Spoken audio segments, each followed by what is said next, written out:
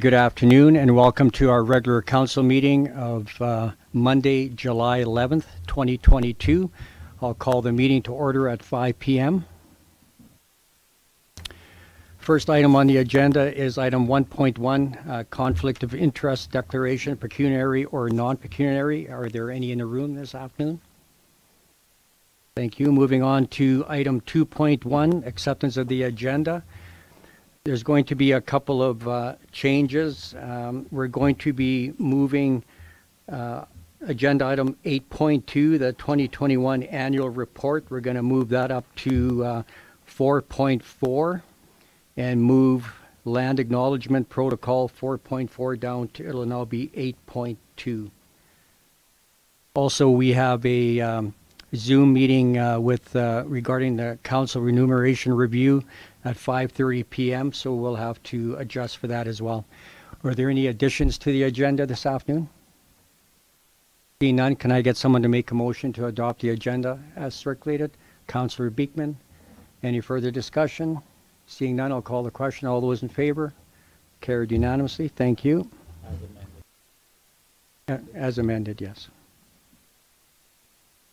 And then item 3.1, as part of your agenda package, we have the minutes from our regular council meeting of June 27th, 2022. Were there any errors or omissions? Seeing none, can I get someone to make a motion to adopt the June 27th regular council minutes? Councillor or Deputy Mayor Pickering. Any further discussion?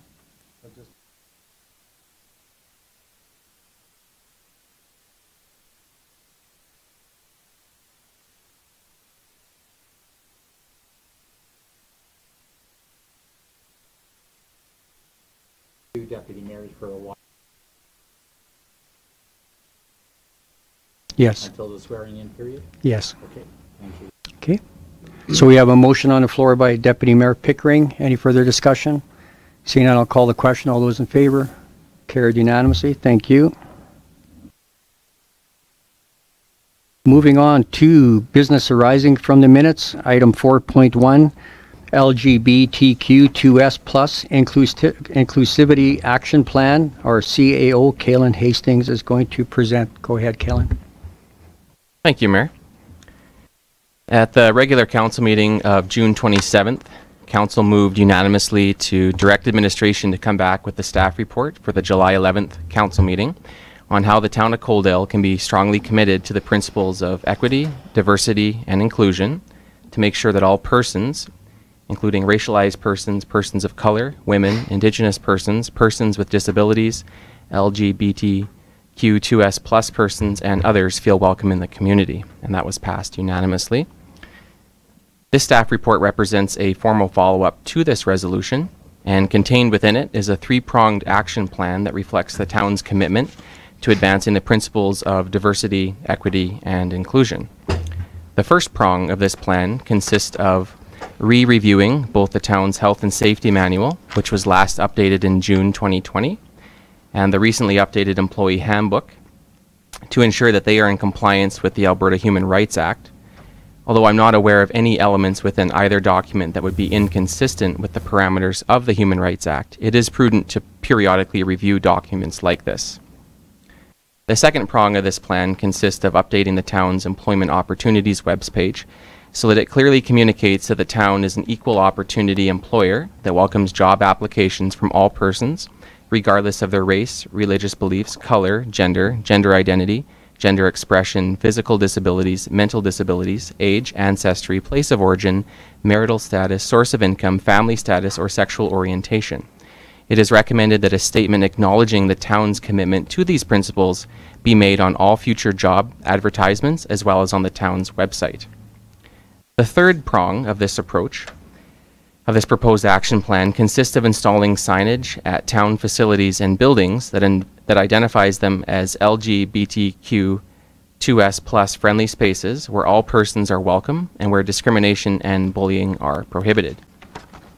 In the staff report before you, three options have been provided for council's consideration. Option 1 is to adopt the proposed three-pronged inclusivity action plan as presented, for the purpose of advancing the principles of diversity, equity, and inclusion by making sure that all persons, including racialized persons, persons of color, women, Indigenous persons, persons with disabilities, LGBTQ2S plus persons, and others feel welcome in the community. Option 2, that Council decline the proposed action plan as presented. And Option 3, that Council table the proposed Inclusivity action plan and request that amendments be made to the plan prior to approving it. As supplementary information, I have attached to this cover report a copy of the town's health and safety manual, as well as the employment handbook. And from there, I'll turn it over to Council for discussion.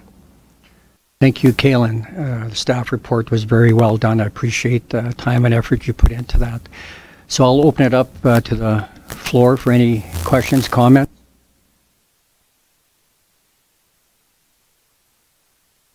Did a good job. So our CAO outlined 3 options. I'm not going to repeat them. Is there anyone that cares to sponsor one of the 3, please? Councillor Saylor.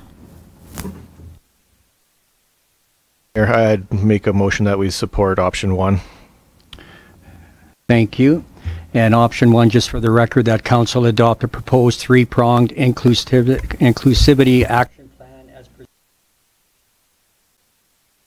Diversity, equity, inclusion, by making sure that all persons, including racialized persons, persons of color, women, Indigenous persons, persons with disabilities, LGBTQ2S plus persons, and others feel welcome in the community. Any further discussion on Councillor Saylor's motion?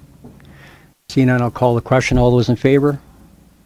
Carried unanimously. Thank you very much. Thank you. Moving on to agenda item 4.2, Council Communication Strategy. Our Manager of Government Relations, Jonathan, is going to be presenting. John, whenever you're settled in, the floor is yours.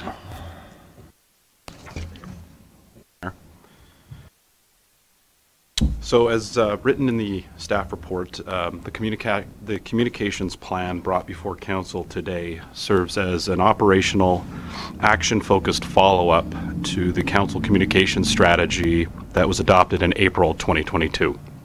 And as an action-focused follow-up to that strategy, this plan recommends 5 action items that are oriented around delivering on 5 key points identified in the Council communications strategy. And these include communicating clearly and more often, providing clear, consistent, and meaningful information, engaging our community sooner in the decision-making process, providing more opportunities to listen and provide meaningful input, and helping to keep our small town feel.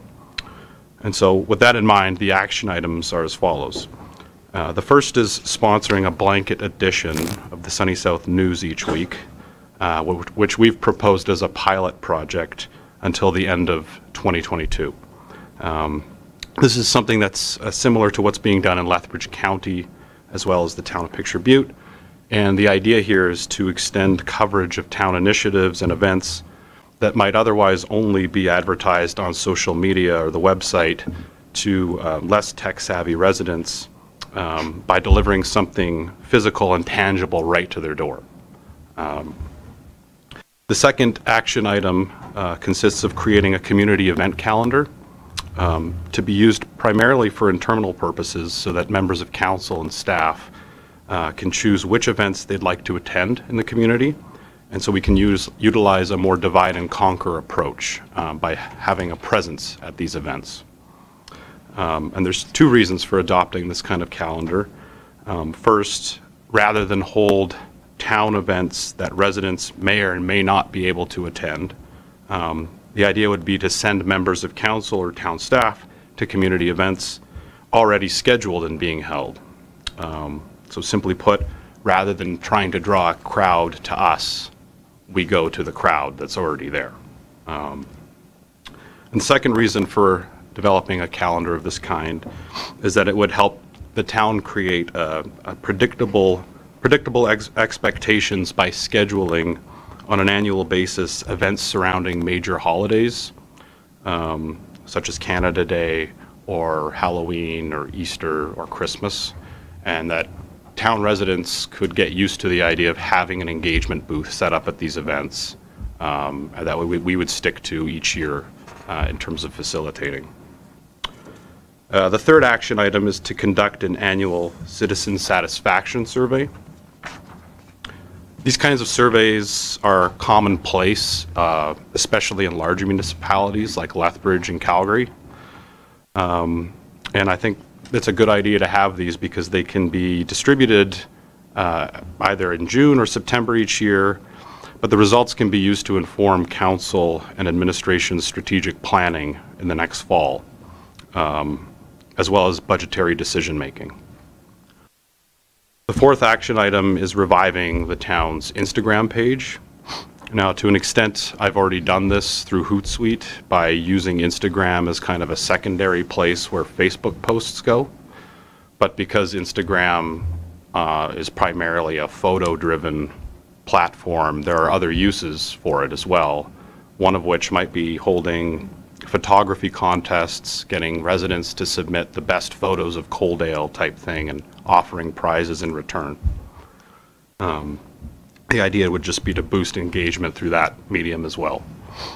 And then finally, the fifth action item is to host quarterly departmental and council coffees at local establishments.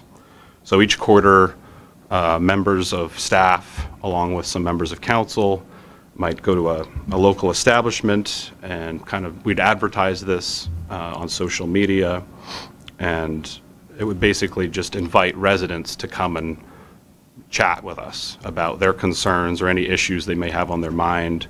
And so the idea would be to improve visibility and approachability, both from the town's perspective and council's perspective.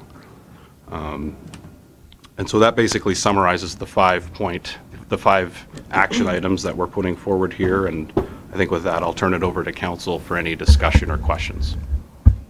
Thank you, John. Are there any questions for John this evening? Councillor Rees. Thank you, Mayor Van Rijn, and through to John.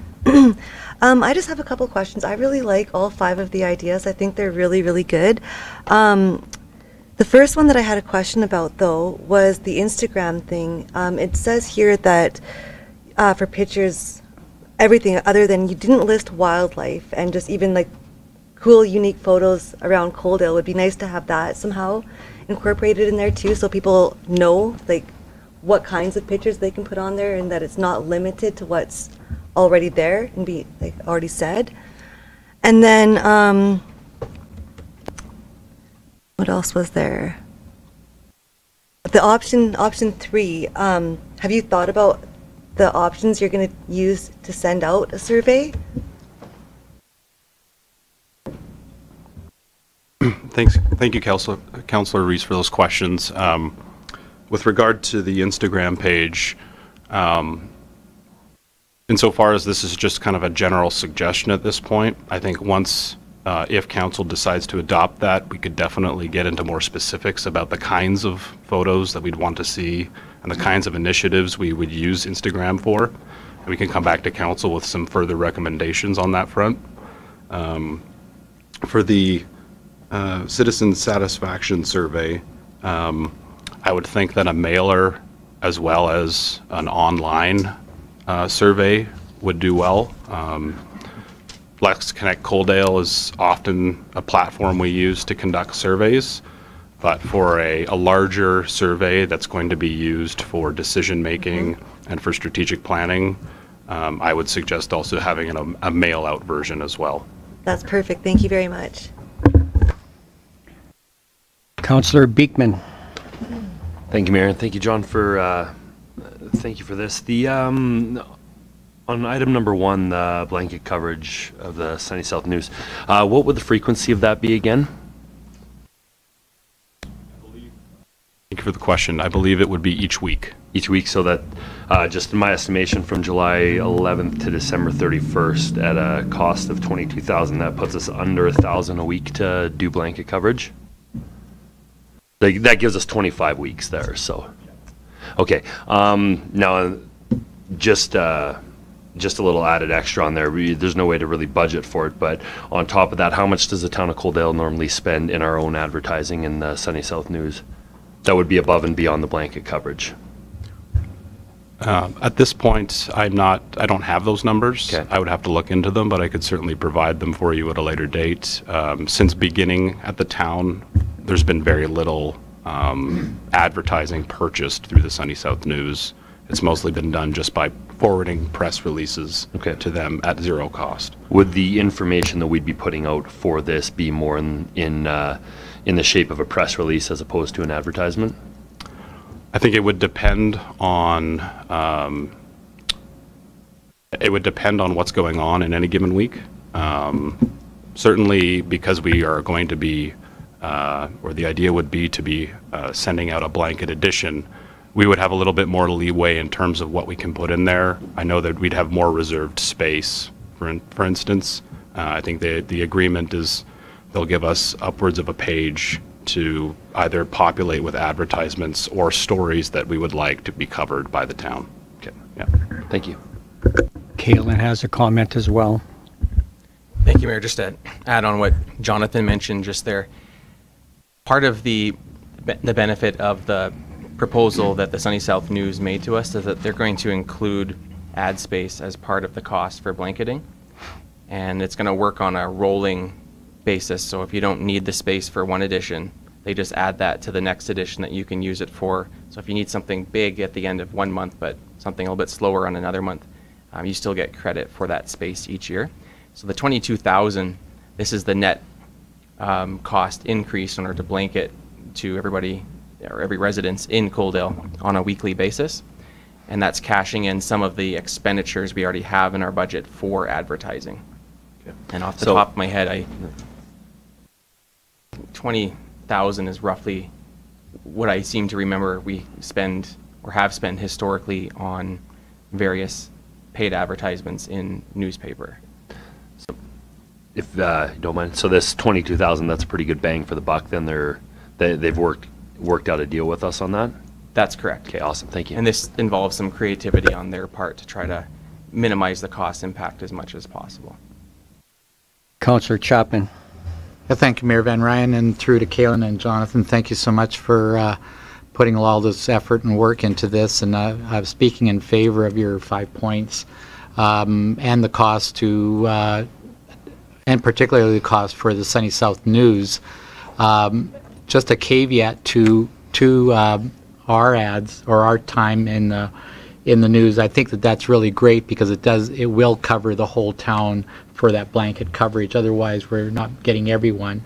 And I would like to see us maybe spend more time with the Sunny South News, mainly because it will hit every mailbox, every senior citizen, and a lot of those people do read the news quite actively.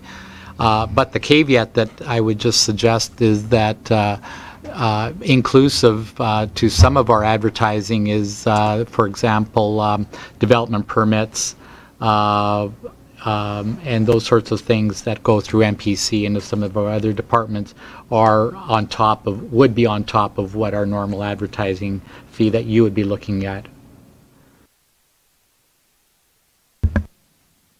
As far as I understand it, our planner, Melanie Messier, deals with the advertising for those kinds of things. That said, I could have a discussion with her about whether or not we wanted to include that into the blanket editions that go out with more town content, so as to kind of incorporate that advertising in with the advertising being done in these blanket editions. And you could certainly do that. I just know that for planning purposes, there's a timing factor involved. And so to advertise for 2 weeks consecutive, for example, you can't wait for the blanket coverage. You have to advertise right away. That's correct. I think that Sunny South News would be willing to work with the town in terms of being flexible as to what issue we want to be blanketed. I know, for instance, the first one's going out on July 19th, and they left that up to my discretion. So if there were to be a planning event or a public hearing on the horizon, we'd be able to probably work with the Sunny South News to get that advertising in at the correct time. Okay, thank you. Any further questions? I'll just read back the decision option that council approves some or all of the 5 communication and engagement actions items listed in this staff report. Councillor Rees. Thank you, Mayor Van Rijn. I'd like to make a motion that council approve all 5 communication and engagement action items listed in the staff report. Thank you. Any further discussion? Seeing none, I'll call the question. All those in favor? Carried unanimously. Thank you. Thank you, John. So we're going to jump down, or I guess I shouldn't jump down. We moved it back up. We're going to go to item 4.4, the 2021 annual report. We have our Chief Financial Officer and Deputy CAO, Kyle Beauchamp, presenting. Kyle, the floor is yours. Okay, thanks and good evening, Council. So attached to the staff report, you do have the 2021 annual report. So back on April 11th, Town Council will remember you did approve our annual financial statements, audited financial statements for the year ended December 31st, 2021. So this annual report is essentially a compilation of the financial statements with a little more contextual background and written reports to kind of provide a more of a written story of how the past year went, the various projects we worked on, and a few highlights from the past year. So each year what we try to do is spotlight a particular department, and they write a little report about their department, what they do, and what residents can expect. This year we had Justin McPherson from Operational Services, who stepped up to the challenge and wrote that for us.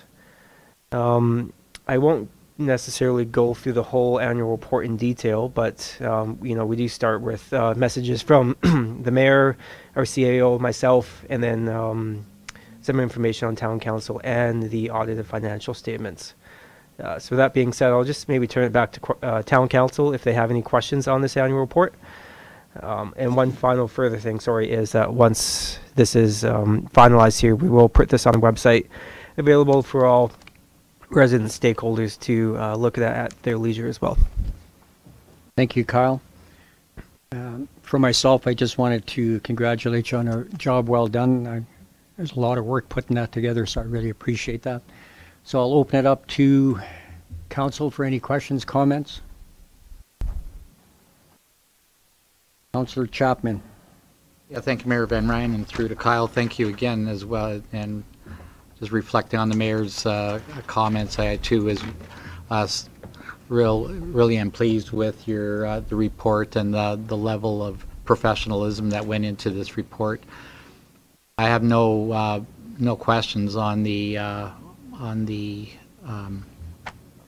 content of the report, although I did find some grammatical and spelling points, and I'll leave those with you for a little later on to finish. And I believe that you've already sent this report out. So yeah, this is the report that we apply every year for our big GFRA award that we've received the last 3 years. So the deadline to get that out was June 30th. So we did send that out, but I'm more than happy to take your corrections and make any adjustments before we put this on the website for the public. Just thank you. Maybe just a question about some of the details with regards to community policing services, and I'm trying to remember which page I'm on, but I felt that the details to which some of the points were made, particularly about to some degree specific dogs, I think could be generalized rather than itemized, and so I just thought that would be a bit of a caution to point out. Other than that, I thought that the whole report was well done and really made it relevant to where we're at as a town and a growing community of 9,000. So I will make a motion to adopt the report as presented. Okay, just before we make that motion, I think Councillor Rees had a question. I do. Thank you, Mayor Van Rijn, and through to Kyle. I'm just looking for a little bit more clarification. So under where the operational services, under Justin McPherson's little blurb there, it mentions about the blue bins that will be picked up from residents' homes and taken to the 2.0 site. It goes on to further say that residents can use this facility to drop off recyclable materials, including cardboard, plastics, construction, demolition waste, textiles, woods, and any yard waste. I just wanted a little clarification because those are items that can already be put in the blue bins, right? Some of those items, yes. So residents can still, my understanding of it is they can still put them in their blue bins if they're already allowed to. This can be served as more of a general larger drop-off site as well. So they'll still have both options. So it's just sort of like above and beyond what they put in their blue bin. Correct. Yeah. If you fill your blue bin up because you had a big project or Yeah. something, then you have to take your truck because you got more excess, you can take to that site and dump it off. Okay, I just wanted to clarify. Yep. Thank you very much. Okay, thank you. Councillor, oh, sorry, go ahead. Just wanted to add one more further clarification. In addition to what our CFO mentioned when it comes to the recyclables, there's also the branch and organic waste drop-off site that will be located at 2.0. And that was previously next to the Sportsplex, and now it's just off the waste transfer site on the north end of Coaldale. Its final destination will be on the site of 2.0, but during construction they didn't want to have traffic going in and out. So it'll be the overflow destination for both recyclables, the eligible recyclables, as well as yard and branch waste. Thank you. And I guess they will be sending out like the list of what can be added in those bins now as well when the time comes, when 2.0 opens. Any further questions? Okay, there's a motion on the floor from Councillor Chapman that council approve the 2021 annual report for the town of Coaldale. Any further discussion? Seeing none, I'll call the question. All those in favor? Carried unanimously. Thank you. Now we're going to move on to agenda item 4.3, council remuneration review. We have our Kyle, our CFO, presenting, and we're also going to zoom in David Ericson and from Hillcrest Financial to speak on this staff report. Kyle, whenever you're ready.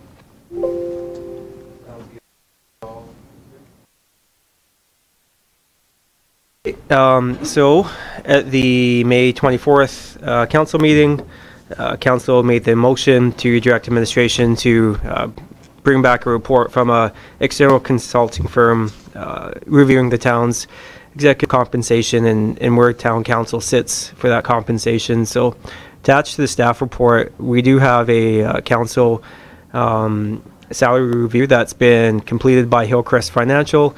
On the Zoom call, we do have Dave Ericson, Barb, and David, who he also works with at Hillcrest Financial. These three individuals worked tirelessly to kind of get this report done on time before summer break, so I'd like to thank them for that. Kind of the Cole's notes of the report before I turn it over to the experts. The conclusion, kind of what town council's current compensation is below the 25th percentile. As far as history, town council hasn't performed this type of compensation review in at least the past 10 years. It's also noted that when the municipal government that it substantially reduced council's net pay, town of Coaldale did not make any adjustments or compensation for that, as did other municipalities. So I'm not going to get too much into the report. I'm going to kind of leave that over to Hillcrest. So I will turn it over to Dave. Thank you, Kyle, and congratulations, Council, on being right on time with your agenda. My name is Dave Ericson, and I'm the Principal Consultant at Hillcrest. I have with me Barb Wilton and David Carlson. We've been given about 10 minutes, so we just want to move right into it. We will be referring to the report that you have, I hope, in front of you. It's called the Town of Coaldale Council Remuneration Review. I'm just going to say a couple comments about it and then hand it over to Barb, who will do the majority of today's short presentation. David Carlson is also on the call. He won't be speaking unless called upon for a more technical question with regards to the data. I just want to point out one small thing before I hand it over to Barb, and that's in regards to the use of percentiles rather than averages. So on the bottom of page 3 in the executive summary, there's just a little sample number set there. It's 1, 3, 5, 6, 7, 8, 9, 12, 45, 63, and 100. And so we just want to point out why we use percentiles very quickly, and I won't belabor it. If we use the average, it would take the average of all of those numbers, and it would come out to about 24, which, if you look at the data set, wouldn't really be representative of the numbers there. So instead, we use a median or the 50th percentile to determine the compensation rates. And that essentially just mitigates the effect of the outliers.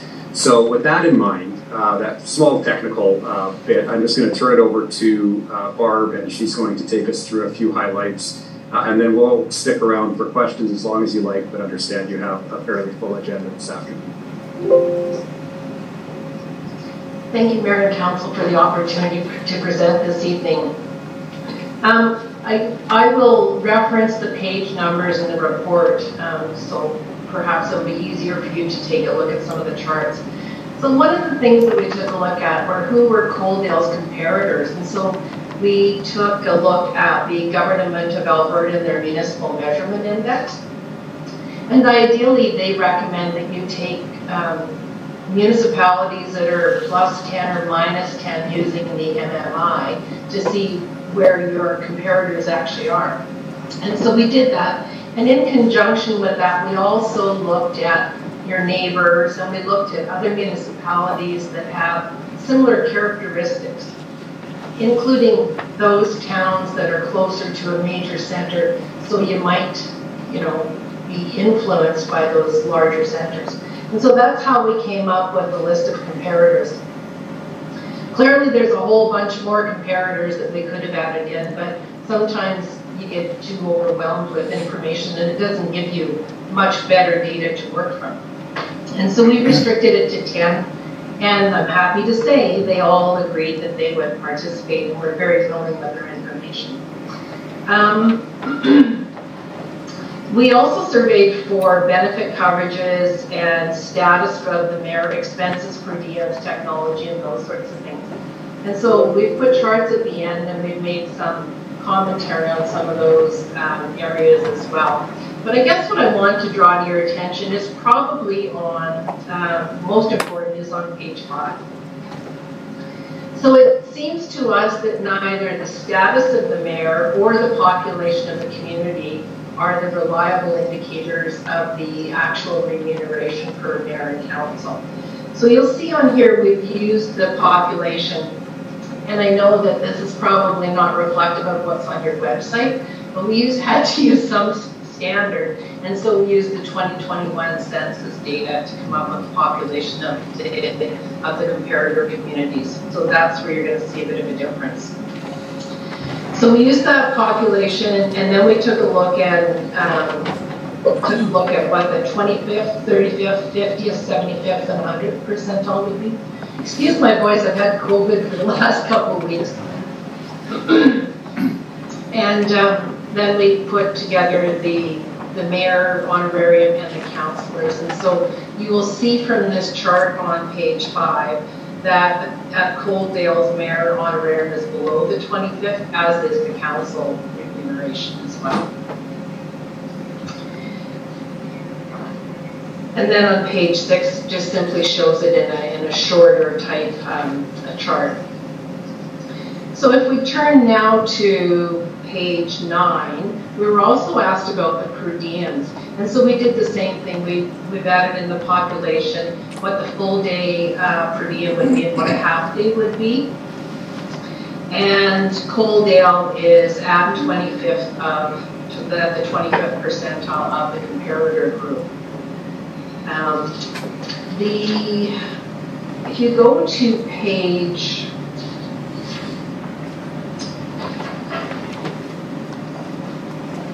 16, we have actually put in chart form for you the appendix A. So that shows you what the full day, the half day per diem is, and then those municipalities that actually have other per diems, or other criteria in place. And so you'll see, for example, the town of Bowles, they actually pay for less than 30 minutes and then 30 minutes to 2 hours. And because there was such a swing and such a variety of circumstances, we also asked the comparator municipalities to provide us with their council remuneration policies. And so those policies have been provided to your administration. The same with the travel and expenses and the mileage reimbursement. That is also contained in the samples or the copies of the policies that we provided for you. And where there was any question, we also requested the travel and expense policies from your comparators. And again, they were all very willing to supply us with the information. And for that, we're thankful. The other piece, if you would like to go back to page 15, there was some questions with regards to timing and how remuneration was actually set. And so we've tried to set that out in a chart for you as well to give you sort of at a glance how the comparator municipalities operate. And so on this chart, it's the data summary of council survey. It talks about the status, the rates, whether or not there's a CPI increase that's awarded each year, and on what basis that is. So some of them award CPI based on what the staff are awarded. Some don't award CPI increases, and then there's others that whatever their unionized staff would receive, that's also applied to the mayor and council. And so that is all in their policies and in the charts and in the report itself. It was also, and it's kind of interesting because the timing of these remuneration reviews are kind of all over the map as well. Some do them every couple of years, some do them in conjunction with their employee surveys about every 3 or 4 years, and then some use citizen groups, some use different comparators than they do for staff. So it was kind of all over the map. So again, we put it in a short chart so that at a glance you can take a look and see how the other municipalities assign their remuneration. And I think with that, I'm just going to turn the table over to Mayor and Council to see if they have any questions for me or for any other member of my team. Well, thank you very much. I'll open it up to Council. Are there any questions, comments? Councillor Chapman. Thank you, Mayor Van Rijn, and thank you so much for bringing this report forward to us. I do have 3 points that I didn't see on your review, and the first of all is the tax deduction. That's the federal tax portion from every politician's remuneration. It isn't showing on here as part and part why elected leaders are looking at trying to be compensated for that difference or loss. The second point, as far as the town of Coaldale is concerned, and maybe Councillor Abrey or our CAO can advise me as to what other incidentals we might be receiving. In years past, I believe we had received $100 a month for phone and printer cartridges and those types of incidentals. I'm not too sure if we're still doing. I forgot to look on my monthly report. So, and the third thing is the mileage, and you might have mentioned it already with regards to mileage, but I'd be interested to know what municipalities are charging now for mileage or being compensated for in mileage, if it's at the provincial rate or if they have their own mileage rates. Thank you, Councillor Chapman. I'll let our CAO answer the one about the $100 one. I can take that. Okay. So the first one, the federal 1/3 deduction, so that was eliminated January 1st, 2019. So there wasn't really any data to report on that as far as that. The technology, the $100 a month, town council still does receive a $100 allowance for the use of essentially technology reimbursement. There are some comments on that on page 12 of this report. And then in regards to the travel mileage, that is highlighted on page 16. So you see under mileage reimbursement, which municipalities use the province of Alberta and which uses CRA. So Town of Coaldale currently uses the province of Alberta, which hasn't been updated or changed for at least 4 years, and that's why it remains at 50.5 cents. While the CRA mileage rate is reviewed annually, and I believe is closer to 60 cents if memory serves me right. What page was the mileage? Put your mic on, please. Mileage was on page 16.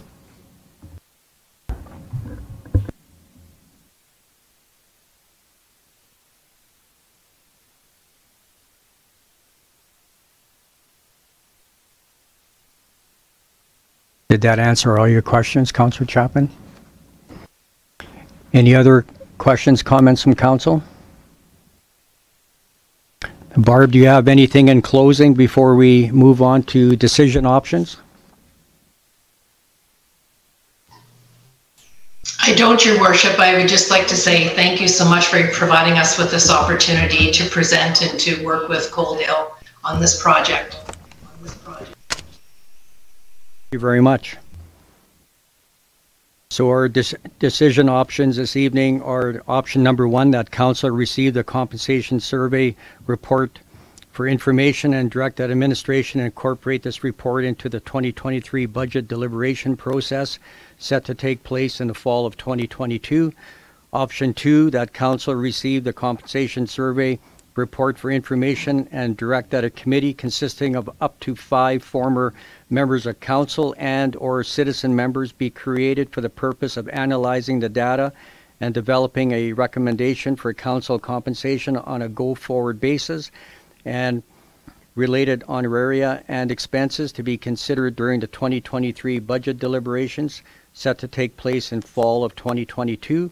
Or option 3, that council receive the compensation survey report for information and direct that administration return with an amended council remuneration policy that aligns council's compensation with the 50th percentile of the municipal comparables analyzed on a go-forward basis, and that this policy return to council for review approval at the regular meeting of September 12, 2022, or another option as directed by council.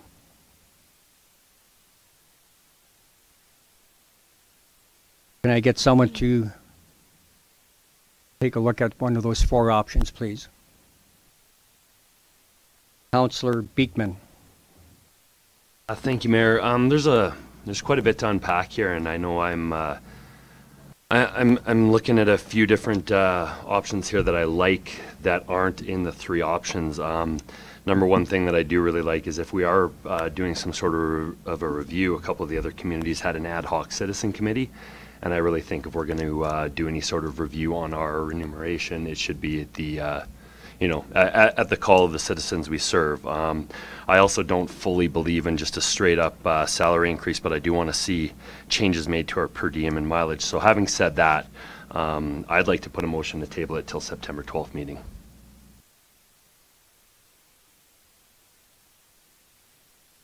Table it, yes. So the reason for tabling it to the September 12th meeting would be? My personal reason is none of these 3 options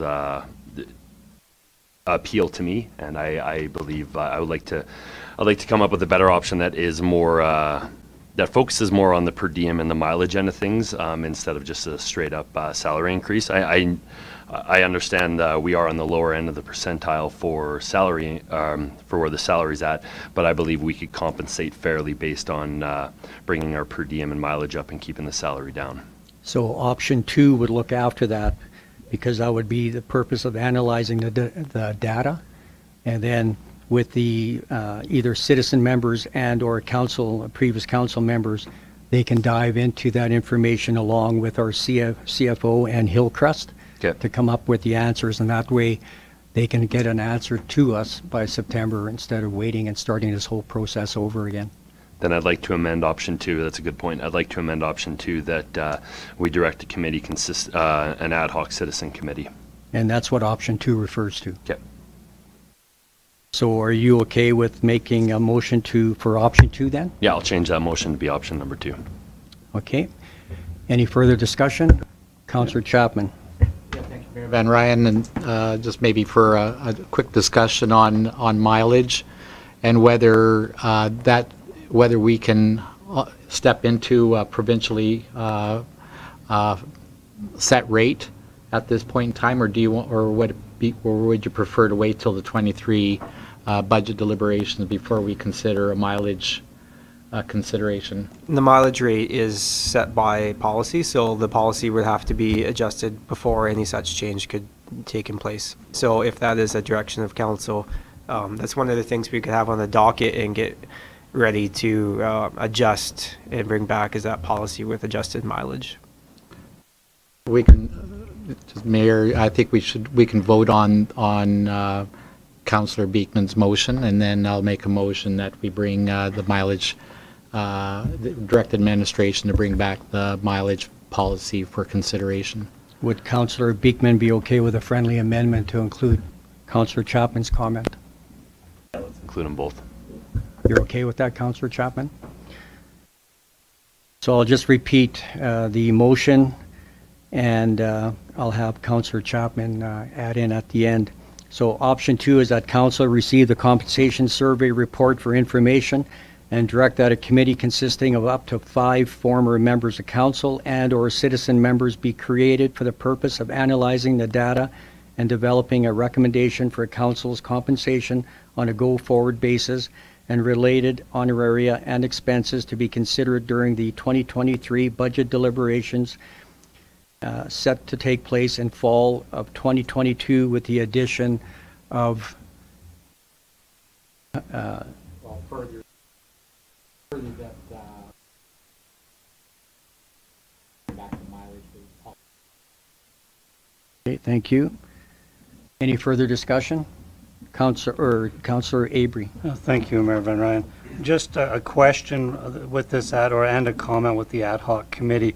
I really caution council, if we're going to set this committee up, that we're setting it up to take their recommendation, and if there's something that council feels that we should be compensated for, it should be a decision made by council, as we were elected by these residents to make some decisions. So I just really caution that if we're going to set up this ad hoc committee and then we don't listen to them, there's a point of listening to take the recommendations, and there's a point of listening that will discourage our residents, and we just don't want to go down the same path as you know we have before. So I caution that, and I just so I will be voting against it, because I just really don't know what this ad hoc committee is going to do any further than what our CFO and our CEO can advise us on this data. So just for clarification with our CFO, they'll be working with you on this, right, Kyle? They come back with recommendations? Correct, yeah. So we haven't really put any specific details on what that would look like, just kind of the outside frame of it. But I would definitely be facilitating and working with a committee if that was council's wish on this. Okay, thank you. So there's a motion on the floor. Any further discussion? Councillor Reese. Thank you, Mayor Van Rijn. I would just like to request that the votes be recorded on this one. Okay, thank you. Last chance. Any further questions, comments? Seeing none, I'll call the question. All those in favor? Opposed? Councillors, or Deputy Mayor Pickering, Councillor Abrey, Councillor Reese, and Councillor Saylor opposed. The motion is defeated.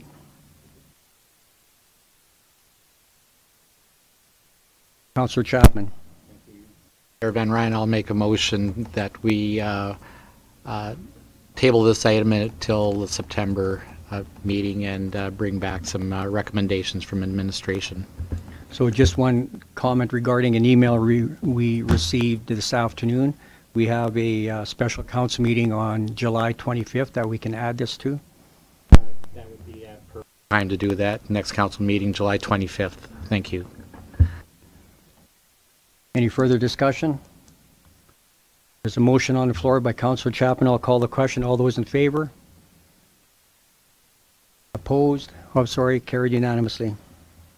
Thank you. Thank you to the Hillcrest team for all your work. Thank you.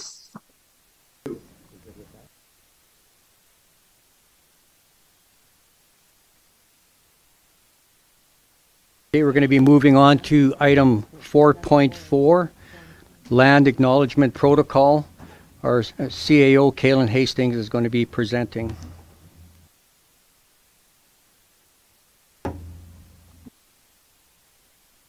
Okay, at the regular council meeting of June 27th, council adopted a land acknowledgement statement, and the purpose of this report is to discuss with council the rollout protocol to ensure consistency on a go-forward basis.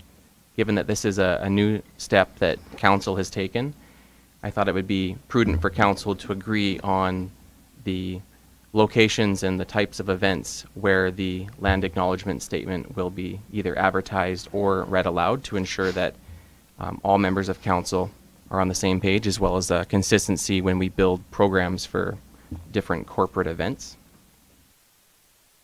A couple of the suggestions that are enumerated in the report here have been taken from a survey scan of what other institutions are doing. Council is able to, as they wish, expand on this list, but I thought this would be a good opportunity to get the conversation started. Recognizing that anytime you start something new, it's better to start small and add versus bite something off that you may not be ready for, just given that this is new territory for you. A couple examples here. Council will be able, if they wish, include the land acknowledgement statement on the waiting page of the town's live stream platform. Right now, before a meeting starts, there's a corporate logo. We can add the land acknowledgement statement below that corporate logo, so it's there for residents who are waiting for the meeting to start. Following Councillor Abrey's suggestion, we also have the ability for the mayor or deputy mayor to read the land acknowledgement statement out loud prior to the start of the live stream of a regular and special council meeting. This is a practice that does, for example, take place at the City of Lethbridge. Council has the ability to include the land acknowledgement statement on the town's website. It's also the practice of reading the land acknowledgement statement prior to the start of town events, where the town is both the host and the master of ceremonies. So, for example, in September, when the Civic Square building is complete, a grand opening event like that, that would be an example of where it's a town event. We'd be emceeing. Is that the type of event council would wish to read the land acknowledgement statement, just to ensure that we have a framework going forward? So with that, I'll turn it over to council to get some feedback on the protocols so that we have the ability to plan around this moving forward. Councillor Abrey. Thank you, Mayor. The only thing, Kalen, I really like, and I agree, let's start small and see where it goes from there. I would just like to see that all town staff, mayor and council have it at the bottom of our signature blocks as well. So that way it's recognized with every correspondence that goes out. One more time, Jason, you want that at the bottom of the email? Signature blocks? Okay. Yeah. And that's council? Yeah. Okay, thank you. Councillor Reese?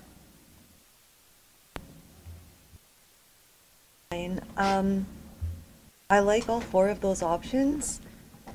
I'm a little unsure about the second option, just with what our CAO was discussing in biting off more than we can chew.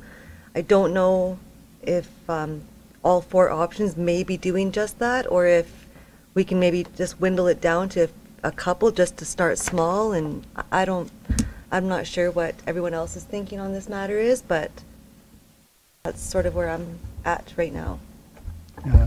Thank you. Kalen, did you have a comment? No comment other than these bullet points were designed, structured as more of an a la carte type style where council can choose some or all or even add or some that may not even be on there. So appreciated. Thank you. Thank you. For myself, I like the idea of putting the land acknowledgement on the waiting screen for the live stream. I'm also in favor of reading out the land acknowledgement. I have no problem doing that. And if we're going to be reading it out at a council meeting, I would prefer to do it as part of the live stream instead of before. And I agree with Councillor Abrey's recommendation to put it on our email signatures.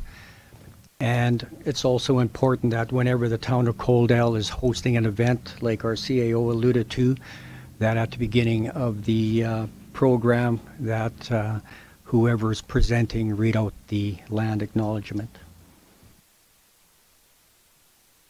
Anybody else have any questions or comments? So our decision option is that council approve some or all of the land acknowledgement protocols listed in this staff report.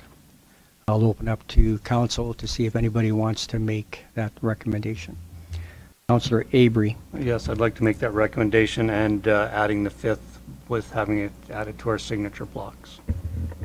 Okay, thank you. Any further discussion? Seeing none, I'll call the question. All those in favor? Carried unanimously. Thank you very much.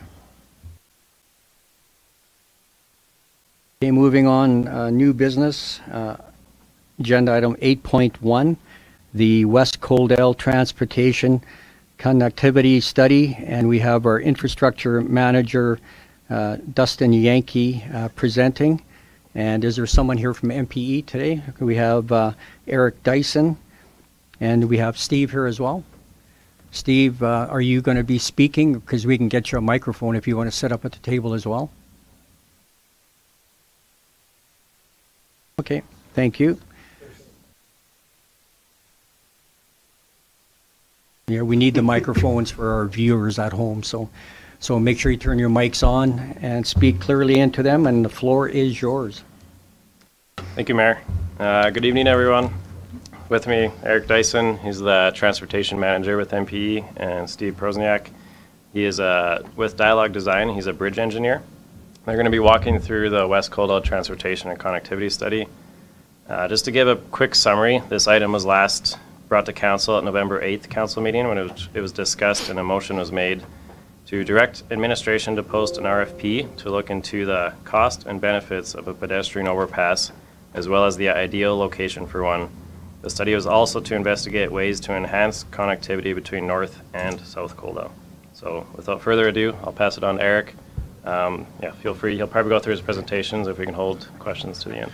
Yes, if you don't mind, I'll kind of click through and go through the slideshow here and make it as entertaining as I can, talking about roads and engineering stuff. But I'll do my best. So again, I think Dustin hit a better introduction than I truly have here. But want to hit the key report items, which were the background information, connectivity evaluation, pedestrian crossing assessments, cost evaluations, and the recommendations that we've put in this draft report for council to consider.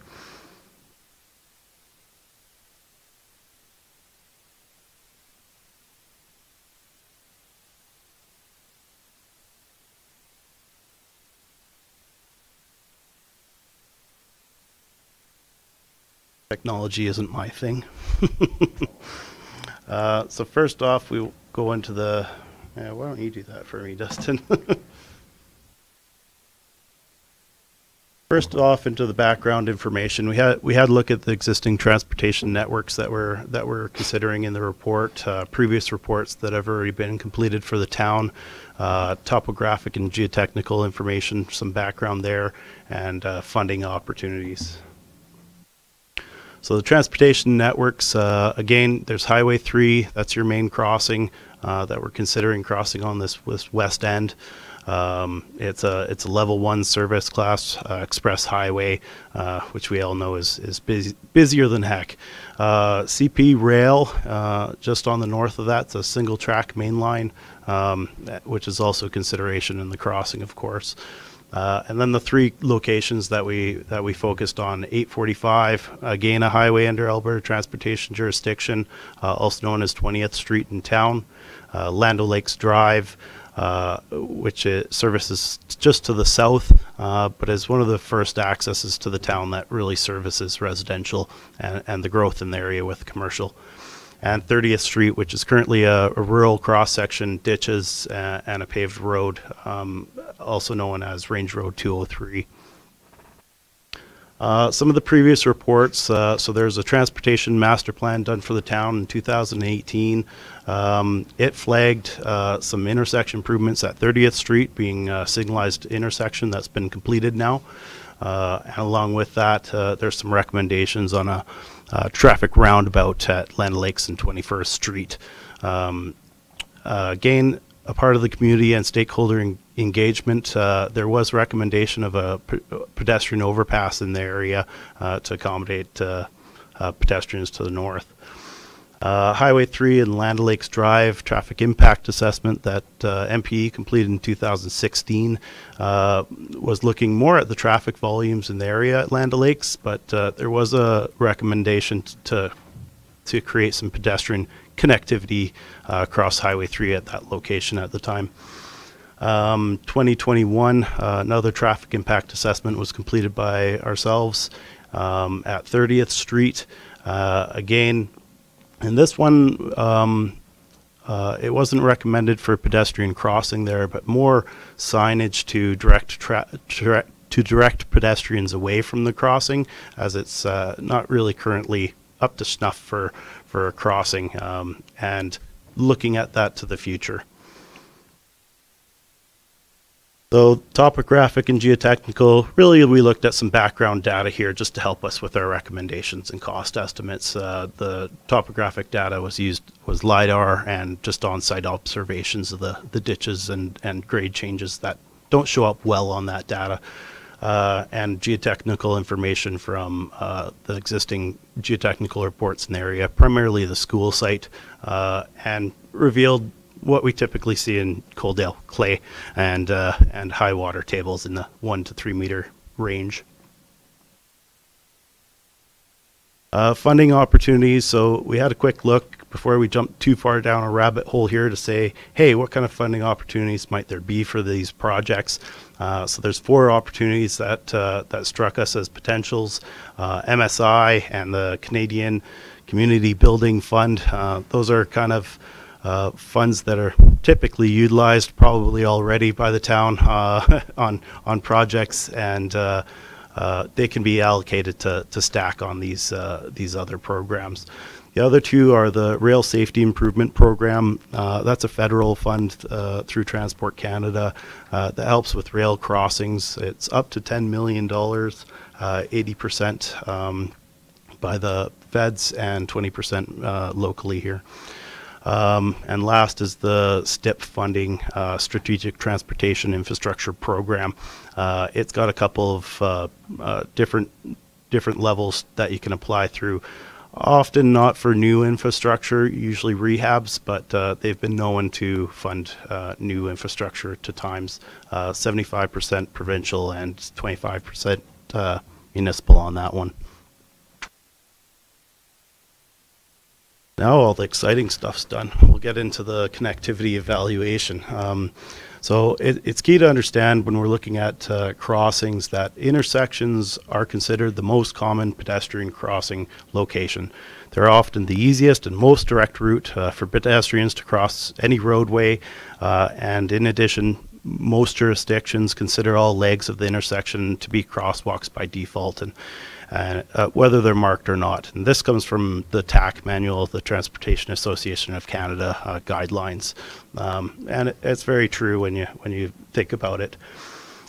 In this scenario, what we're looking at is how do we connect? So it's important to understand the roadway that we're looking to cross, as well as what's ideal for pedestrians. So in this case, we're looking at expressway, being Highway 3, and typically intersections on major roads like that are about 800 meters apart minimum, which is contrary to pedestrian spacing, which is ideally 100 to 200 meters apart, and ideally giving a trip of 200 to 400 meters.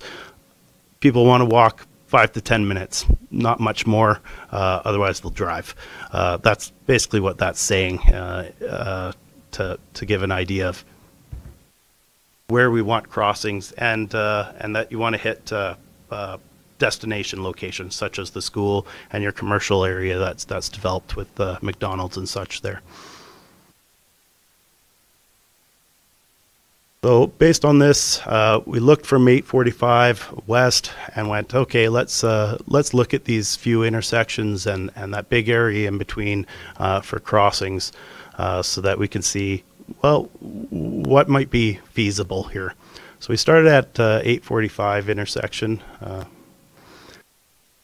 So this is an existing intersection. It's signalized. It has sidewalks, an at-grade crossing control with signalized intersection. Sidewalks are a little narrow. They're not separated from the road like you would see on a common collector or arterial type roadway, which isn't ideal, but it didn't seem to have anything that was immediate safety concern, and you have a crossing there and it works. So based on that, we didn't look at any further assessments for this intersection as it exists. Mid-block crossings. So we looked, hey, within that 800 meters between to the west of 845, is there any opportunity to cross through here? Well, we found 20th Street's quite close to the highway. There's quite an elevation difference between the highway and 20th, and you got residential right there. So to try to develop a crossing mid-block is going to be difficult, if not impossible, as far as developing the infrastructure to do so. And in addition to that, Alberta Transportation isn't typically in favor of mid-block crossings in urban settings. So I think we'd have some uphill battles there for sure. So based on that and talks with administration here, we decided not to do any additional assessments on mid-block crossings in this section. Oh, sorry, 20th Ave, sorry. The intersection of Land Lakes Drive. So this kind of hit us the first location that had some real potential for a crossing. A little further than ideal at almost just over 1,000 meters west of 845. At least it's a location you can cross. It's situated right at the edge of the town's current development area.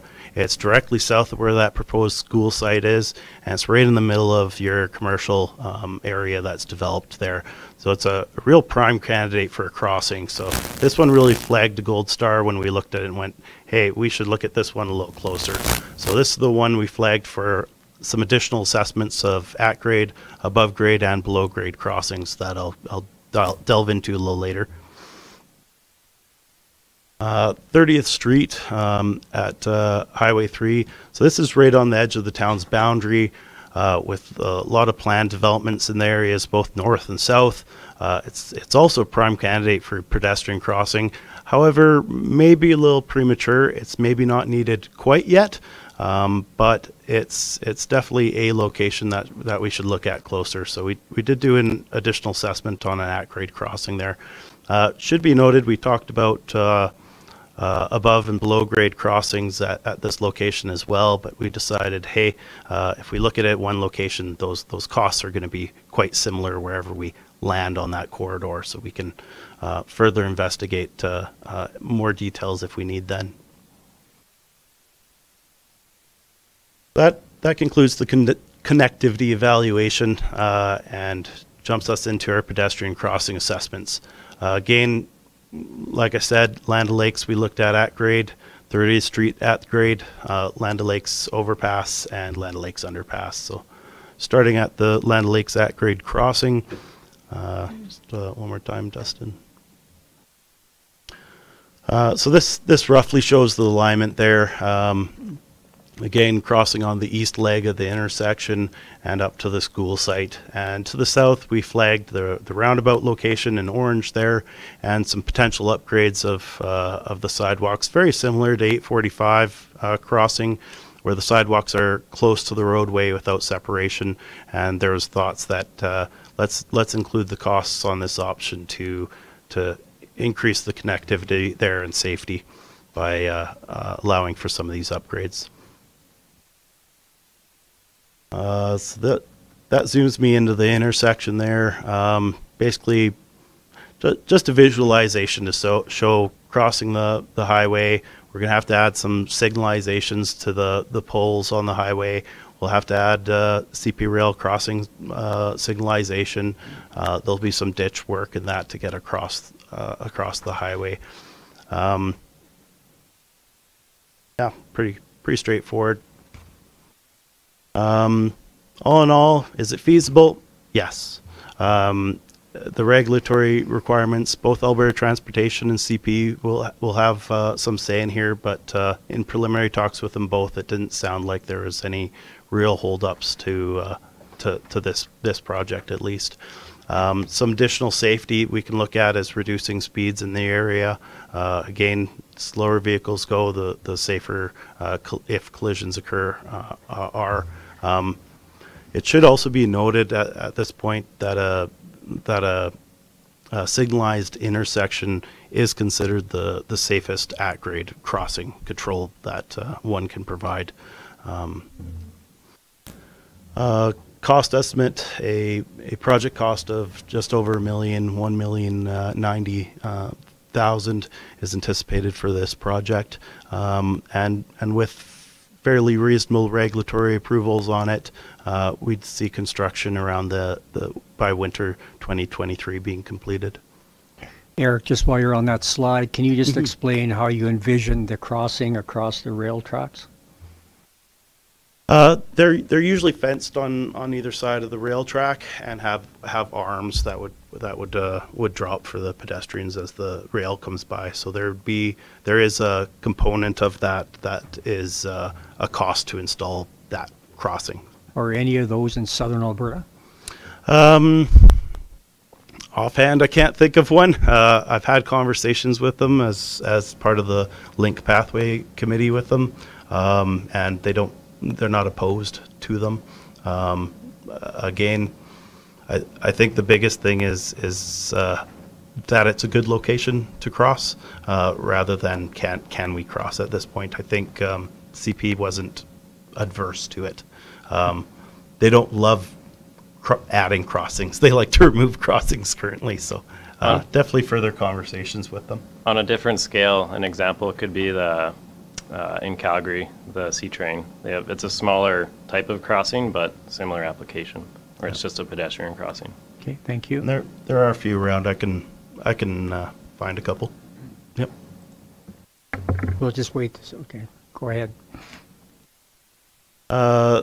30th Street at-grade crossing. Again, very similar to the Land O'Lakes crossing. However, there's already an intersection there.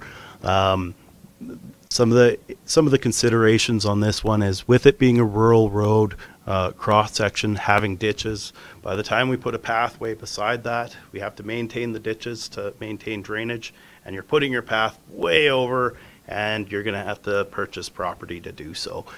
That's probably the biggest hurdle on this one. And again, when the area develops in the future, being all these potential developments, typically these roads end up becoming more of an urban cross-section. Curb and gutter, storm sewer, underground, much like the rest of the town. So that infrastructure may get ripped out to accommodate the more urban cross-section in the future. So it may become throwaway as far as future developments might take it out. You zoom in on that one here. So again, this is the intersection, very similar to the Land O'Lakes with the crossings and signals on the highway poles.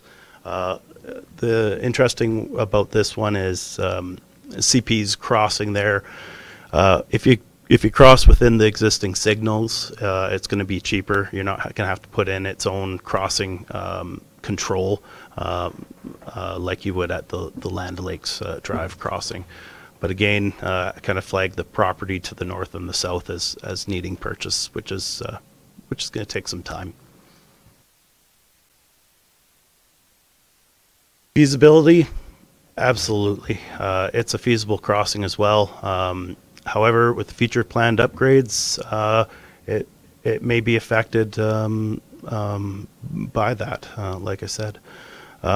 Regulatory, again, Alberta Transportation and CP, I think they'd be pretty good with this one. At-grade crossings aren't out of the norm for them. And level of service and safety, very similar to the other, with the speed limit reduction being improved safety potential on that. This one's a little cheaper, just running under that $1 million mark. Again, because of the CP crossing is the primary cost difference in that one, being that those are pricey crossings. Implementation schedule, very similar, end of next year, provided there's no regulatory holdups.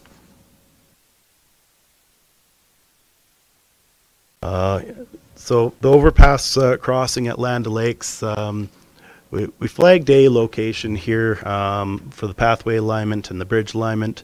There's maybe some potential to shift the bridge to the west into that open lot next to the nurseries, but it was more flagging, hey, what's this going to cost, and is it even feasible in this location? You need quite a bit of land to do the ramps, which would make it barrier-free. You can see that little blue square at the bottom taking most of that parking lot. That's probably the fact that you're going to take most of the parking lot to be able to do a ramp system that's close to the size you're going to need. And that's just being able to go back and forth to get, 7 meters high.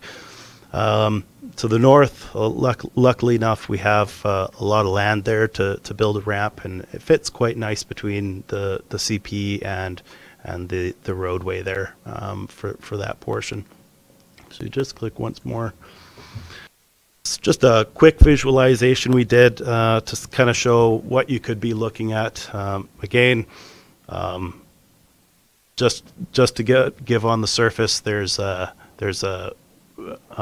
one pillar in the middle between the highway and a 2-span is kind of the option that we went with here. Could you add more piers? Absolutely, but again, all comes with more coordination with CP and highways, as those are all going to be on their land. And reducing it down to just a single span across it all would significantly increase price as well. So this was a happy balance in what we were looking at. So is it feasible? Yep. But there's going to be some significant challenges. There's a lot of land that you're going to need, and you're all already looking at the number. So yes, it's going to be pricey to do a pedestrian crossing. Cheaper if you go with a stair system, almost half the price, as a ramp of that size is basically building another bridge across all that land to accommodate pedestrians or all usage down the ramps. Alberta Transportation and CP are going to have their eyes a lot closer on this type of an option than a typical at-grade crossing. But there's some safety aspects as well. This is going to be the safest for vehicular and pedestrian conflicts, as there aren't any. But you're also going to have some restricted access. You can only enter and exit on the one side. Now you're confined to an area if anything happens. Implementation schedule, again, longer. 2025 would be anticipated at the earliest for construction to be completed on something like this. After looking at the above grade crossing, we went, well, what about a tunnel? I think that was thrown around in the early stages of this project. Again, very similar to the above grade crossing. You need the land on the two sides. You need to tunnel across in our beautiful clay that works great, but you're a good meter and a bit below the highway before you get to the top of the ditch. You're going to have some cover under that ditch before you put a pipe, and that pipe's going to have to be about 3 meters wide. So you're down a good 6 meters at least before you're putting this. So very similar to the bridge above and bridge below at that 7 meter-ish mark. That's where we'd be looking at putting this.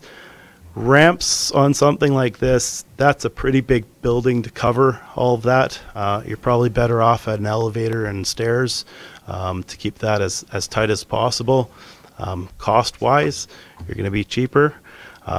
Keep in mind that that's what I priced in this, and it's, well, you may as well click to the next slide, which everybody's interested in now, at $25 million.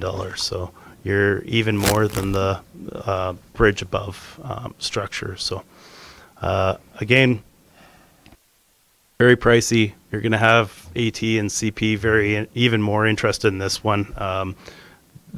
Crossing like that, you're not even able to drill. So it'd be a hand dig installation, which are very expensive, and the reason for that cost being so high. Basically tunnelers. You're doing an LRT type tunneling job. Implementation, very similar to the above grade bridge structure. It's going to take a similar amount of time to do. Now that I shocked and awed you with all the costs, we did a quick cost evaluation saying, hey, what if we got all this funding?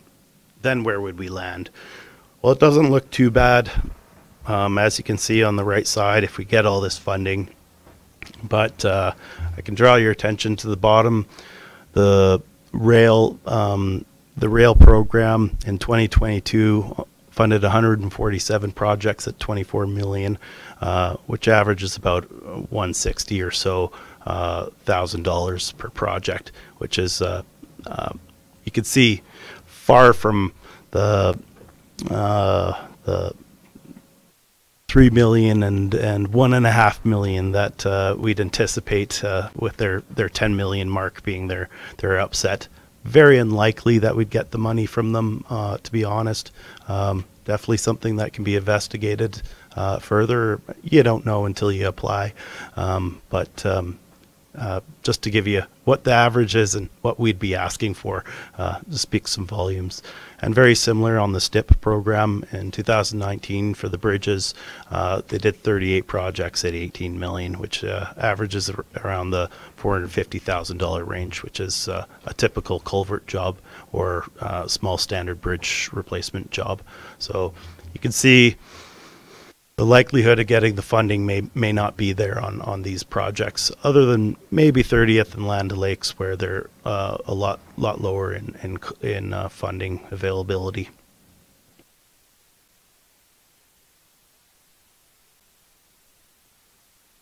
Based on the crossing assessments, the project cost, implementation schedule, and adherence to the municipal development plan goals, we believe the town should consider constructing the pathway on the east leg of Land O'Lakes Drive. It seemed to really jive with what the current connection needs to be in the area. And we also recommend looking at further infrastructure upgrades to the south to accommodate the roundabout connection there and make that even better connection to the highway. In addition to all of that, we believe you shouldn't close a blind eye to 30th Street. There should be a crossing there at some point as well. As development grows in the area, it's also a good location for a crossing, and should be investigated as you grow in the area.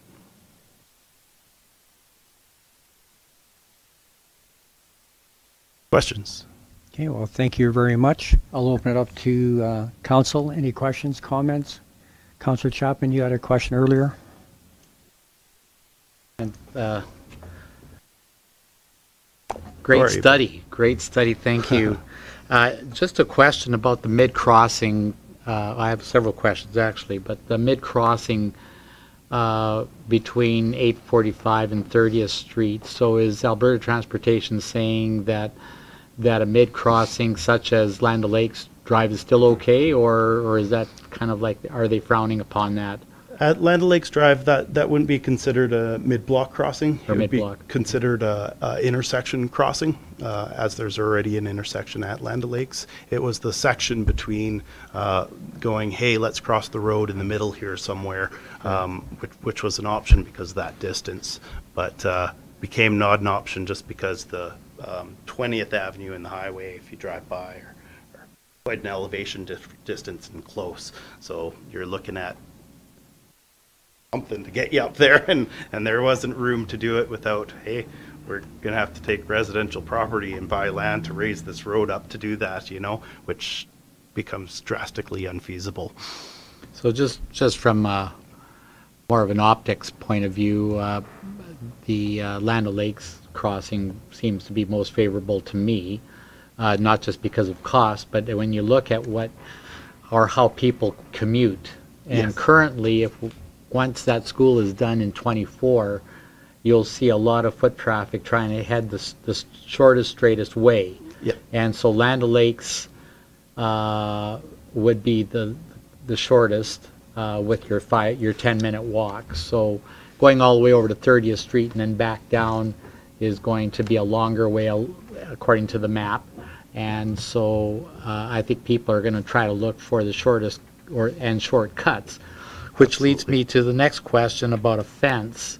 And are we going to plant a fence all along the whole stretch from 30th Street to 845 to keep pedestrians from crossing the tracks shortcut-wise? I don't think you need to, Bill. I think there'll be some need for some fencing to aid, but I don't think you need to all the way. Right now, if you're trying to cross mid-block there, you're scrambling up a side slope like this, and you're jumping a rail, and you really want to get across at that point, and I don't think much is going to stop you. Well, I guess the reason I bring that point up is because I hear and understand that there's up to 19 trains that come through Coaldale every day. So you know that's an average of less than one train an hour. Yep. And the length of those trains is going to cut short some people's patience. Absolutely. So I guess that's the only place where I can see a bridge going over, and the cost of a bridge. Well, we can come to that later on, but that would be my only other solution, and how we get there will be certainly another engineering feat of its sort. But Yes. I certainly, at this point in time, for the short measure is to support the idea of Land O'Lakes Drive. Thank you, and Councillor Chapman. You could build a lot of fencing for 25 mil.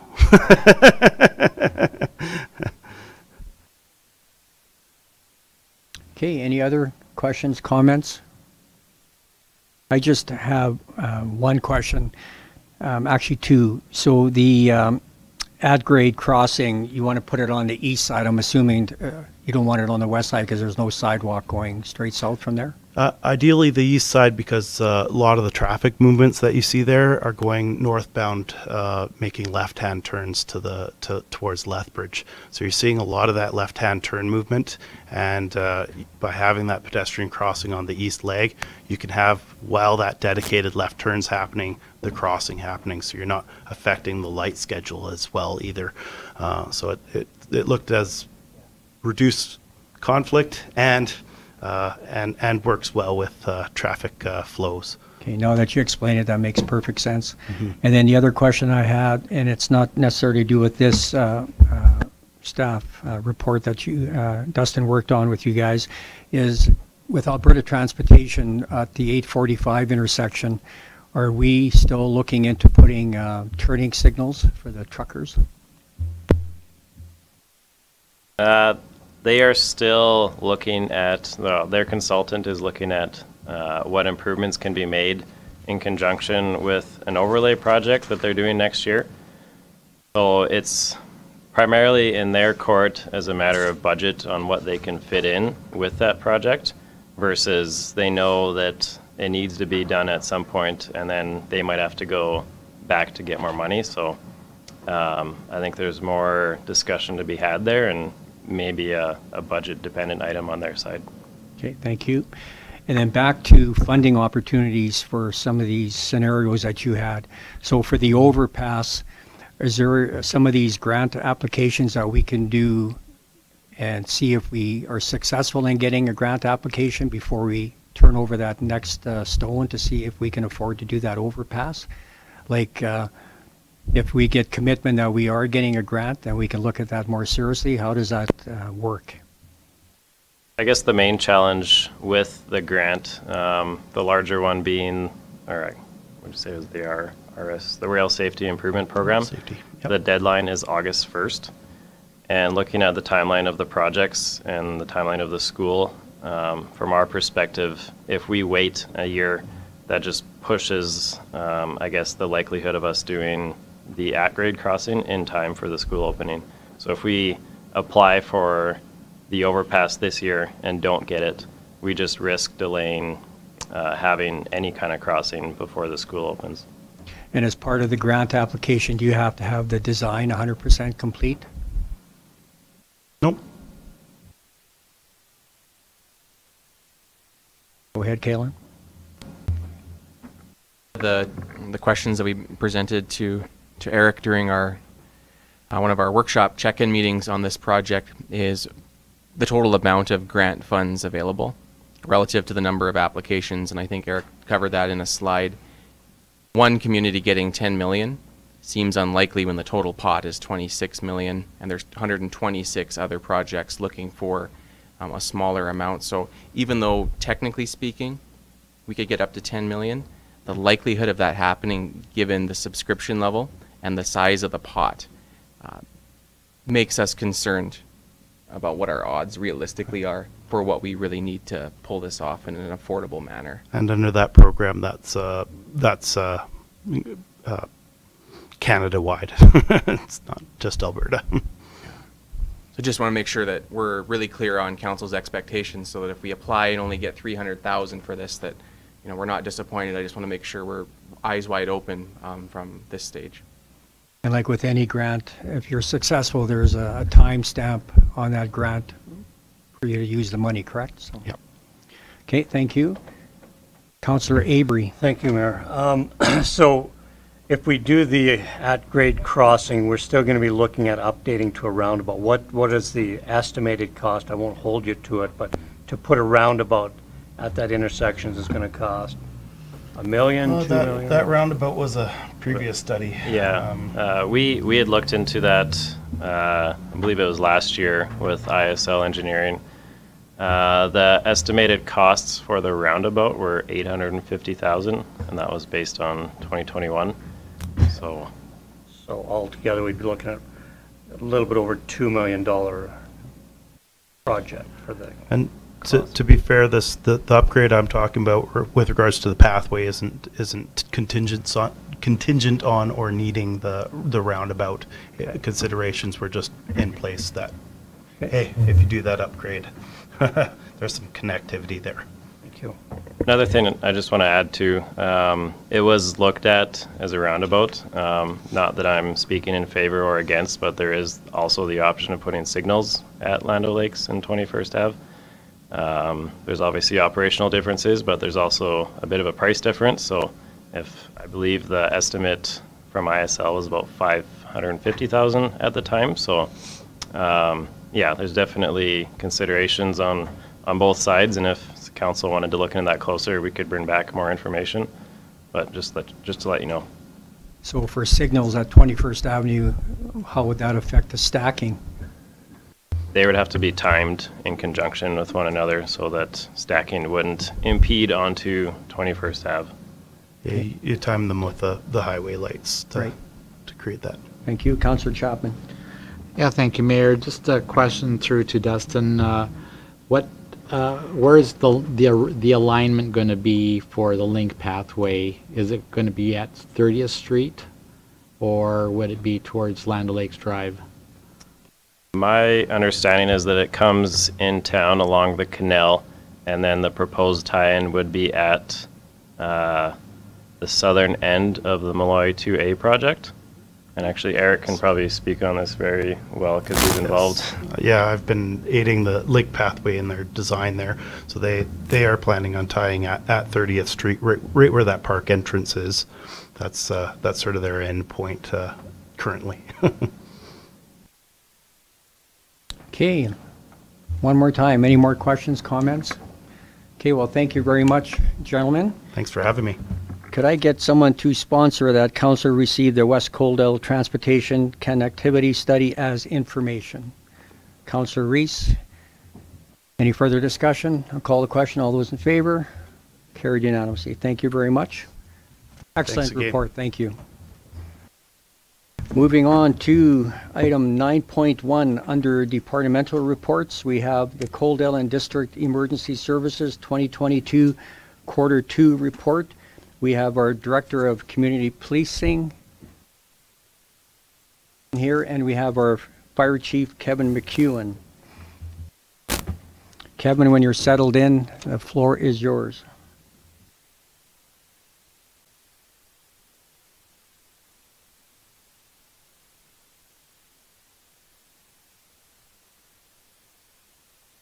Good evening, Mayor and Council. Thank you.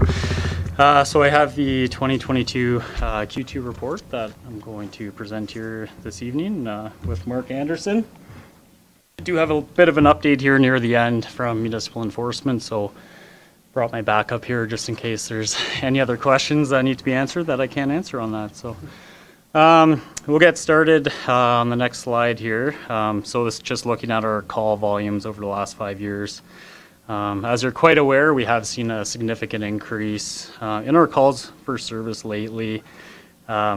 Basically, since 2019, we've had a 30% increase in calls overall, which has been pretty common across the board in Alberta, nationally, and even globally. Over the 2 years of the pandemic, there's been a major rise in emergency calls. So. Some places, I've seen some studies in the UK that they're starting to level off and actually come back down to previous levels. Unfortunately, that's not the case in Alberta quite yet. We're still seeing a very, very high demand for emergency services. So this year, we're at 306 calls already. So basically at this pace, we would be, if it maintains, about 600 calls or higher. By the end of 2022. On the next slide, it will show calls by month and a comparison from those gray ones are 2019. And we had a monthly average of 35 calls, which was historically pretty common for our department. It was usually around that 30 to 35 calls a month and didn't change a whole lot. And then boom, we just had this major increase over the last couple of years. Where, this year we're averaging 51 calls per month. Usually Q1, Q2, traditionally quiet, and then it starts to pick up, but we haven't quite seen that this year. So again, even a little bit different than last year. It's just kind of maintained that high level. Next slide. Where the calls are occurring. Mostly in the town of Coaldale, so 71% of our calls to date are in the town, 84% in the county, and 5% other. That's mutual aid calls, so that 5 would be City of Lethbridge and town of Pitcher Butte.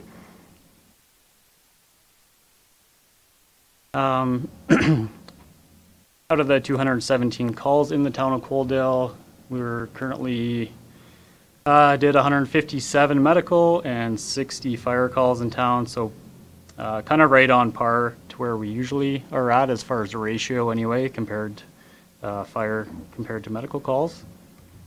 In the county, complete opposite, which is also usually the way it is. 52 calls for fire in the county, 32 medical, so 69% fire calls in the county there. Calls by type, medical calls clearly taking the vast majority of our time and number of calls. 16% for alarms, so fire alarms, carbon monoxide, anything like that. Fire calls only 6%, so we're down on fire calls so far this year. It's been a pretty quiet year so far, but things are just starting to get hot and dry, so we'll kind of see what happens here in the summer. MVCs, so motor vehicle collisions, 11% of our calls. We've had a huge increase here in the last week and a half. We've responded to, I think, 7 or 8 now MVCs, primarily in Lethbridge County. And the rest would be other type calls, fire investigation, citizen assists, or mutual aid. And I did notice just reviewing this that some of the percentages are wrong, so I apologize for that. So time on calls, if we look at the left, so that's the time, how many hours our apparatus are actually on the scene. So 122.5 year to date, 56% within the town, 95.75 in the county for 44%. Had to go back to school for this one. Firefighter hours, so this is staff hours, how many people, how many hours on scene. So a total of 1,678. It's about 79 hours that our personnel volunteers have put in so far this year. And pretty close split there between the town and Lethbridge County.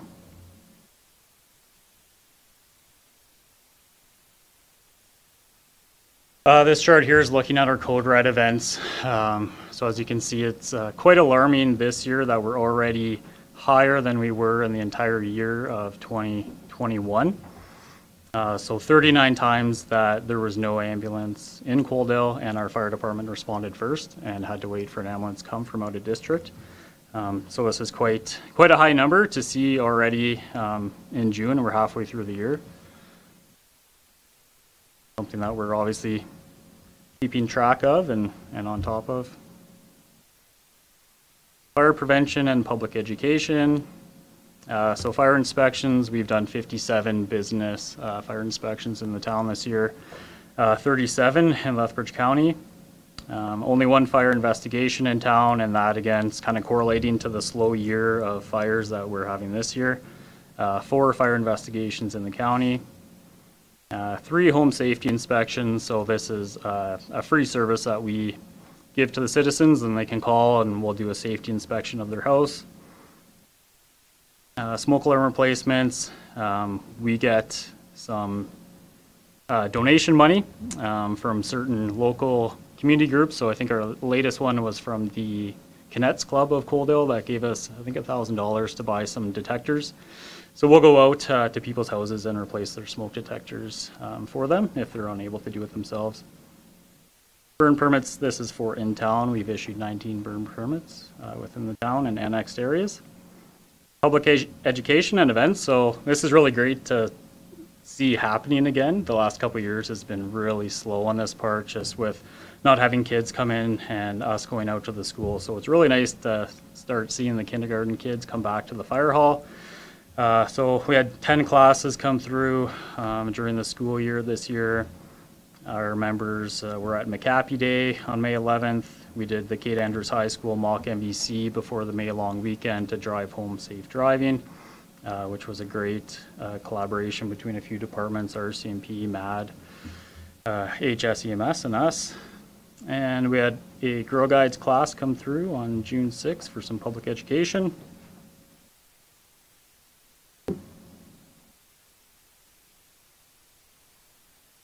Done a lot of training. First half of the year, I'm not going to go through everything, but some couple ones here just to touch on. So the first one, 1001 level 1, 8 students completed internally. So that's great to see. Those 8 students would have been previously new recruit firefighters, so seeing them accomplish their level 1 training, which is really great. We got a whole bunch of firefighters through wildland firefighter training. So 19 more members in our department are 1051 level wildland firefighters. And an area we identified in previous years as one of our weaknesses is pump operators and drivers for our engines. So we're happy to see we got 11 more firefighters trained up in pump operations and 10 more trained in driving. June 2022, I'll just jump down the list there a little bit. Our last training event, kind of before the summer slowdown for training, we did a large-scale training scenario at the town shop at our little training area. So we did a simulated train derailment that caused a 3-car collision and a house fire, and one of the cars was on fire, so it was a big event. It was kind of an all-hands turnout. I think we had 22, 25 people there for that scenario. Went really well. Kind of a funny story. Someone had a scanner and thought it was a real call, and and started messaging us, and we're like, we're training, we're on the training channel, but just, yeah. The Canadian Association of Fire Chiefs. So this was a program I took part in. I was one of 47 fire chiefs across the nation that did this program. It was the first of its kind, and it was in equity, diversity, and inclusion. So it was a 6-part series that I took part in. It took about a year to finish. So I just got my certificate in 2020 for that. As far as emergency management, some town of Coaldale staff got their basic emergency management course, and we did an EOC tabletop with our town staff and external stakeholders, simulating a fire at the Sunny South Lodge and how we would manage an evacuation of the lodge. So that went over quite well. And our regular training, we train every Monday and Wednesday. So far this year, 46 sessions at about 2.5 hours per session.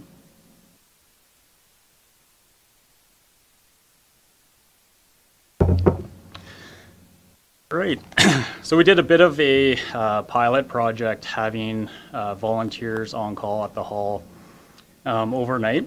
So this was a 2-month pilot trial period from May 1 to June 30th. The way we structured it was weekdays we had 1 firefighter and 1 firefighter that is medically trained as well too. So that could be MFR, EMR, PCP that we had fill that role. And they did a 12-hour shift from 6 at night to 6 in the morning. And then on weekends we tried to staff the entire weekend, splitting that up into 2 12-hour shifts for Saturday and Sunday.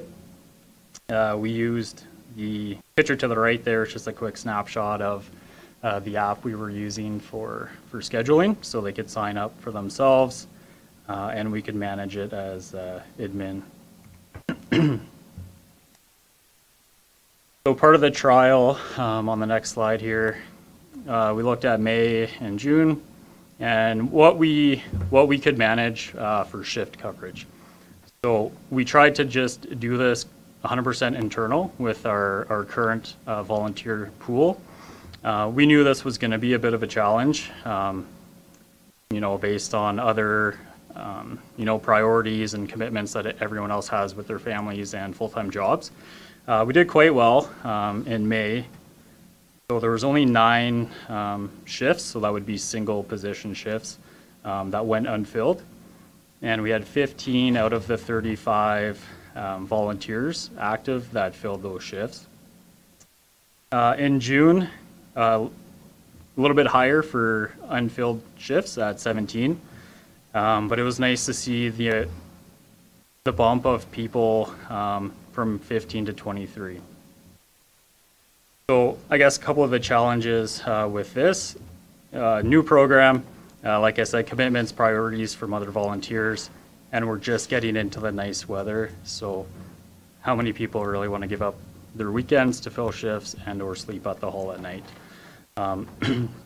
But it was good to see, you know, 15 people in May jumped on, they were all over it, and great reviews, good feedback, and, you know, another 8 people jump on in June to try filling those shifts. So that's good to see. There's definitely some positives there.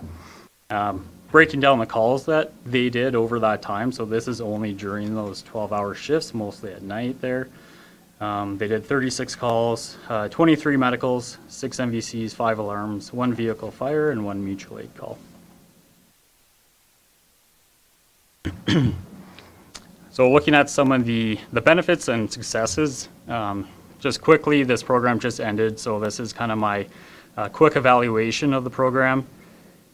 One of the big things, minimum crew of 2 at medical calls. So one of our challenges is when we have officers on call at night and they go to a medical call at 3 in the morning, it's not one of those really exciting calls that everyone wants to come to.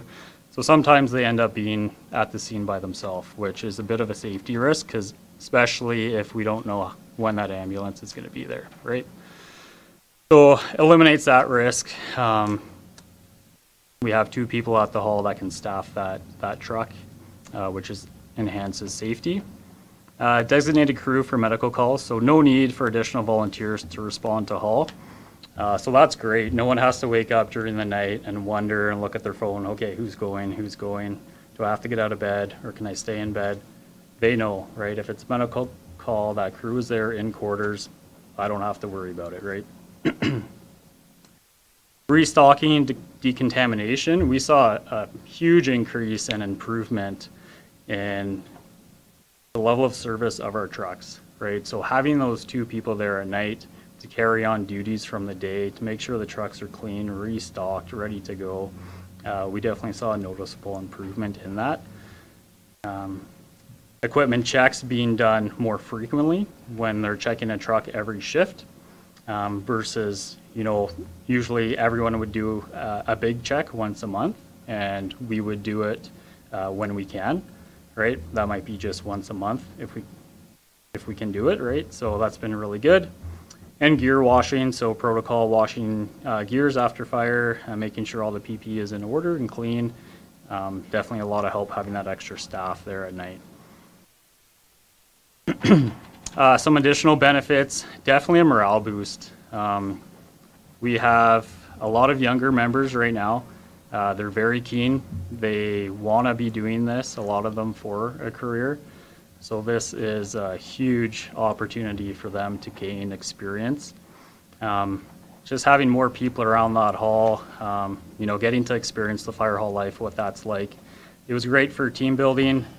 And for those newer firefighters, increases competence and confidence far faster, right, than just coming to training one night a week and going to calls when you're available.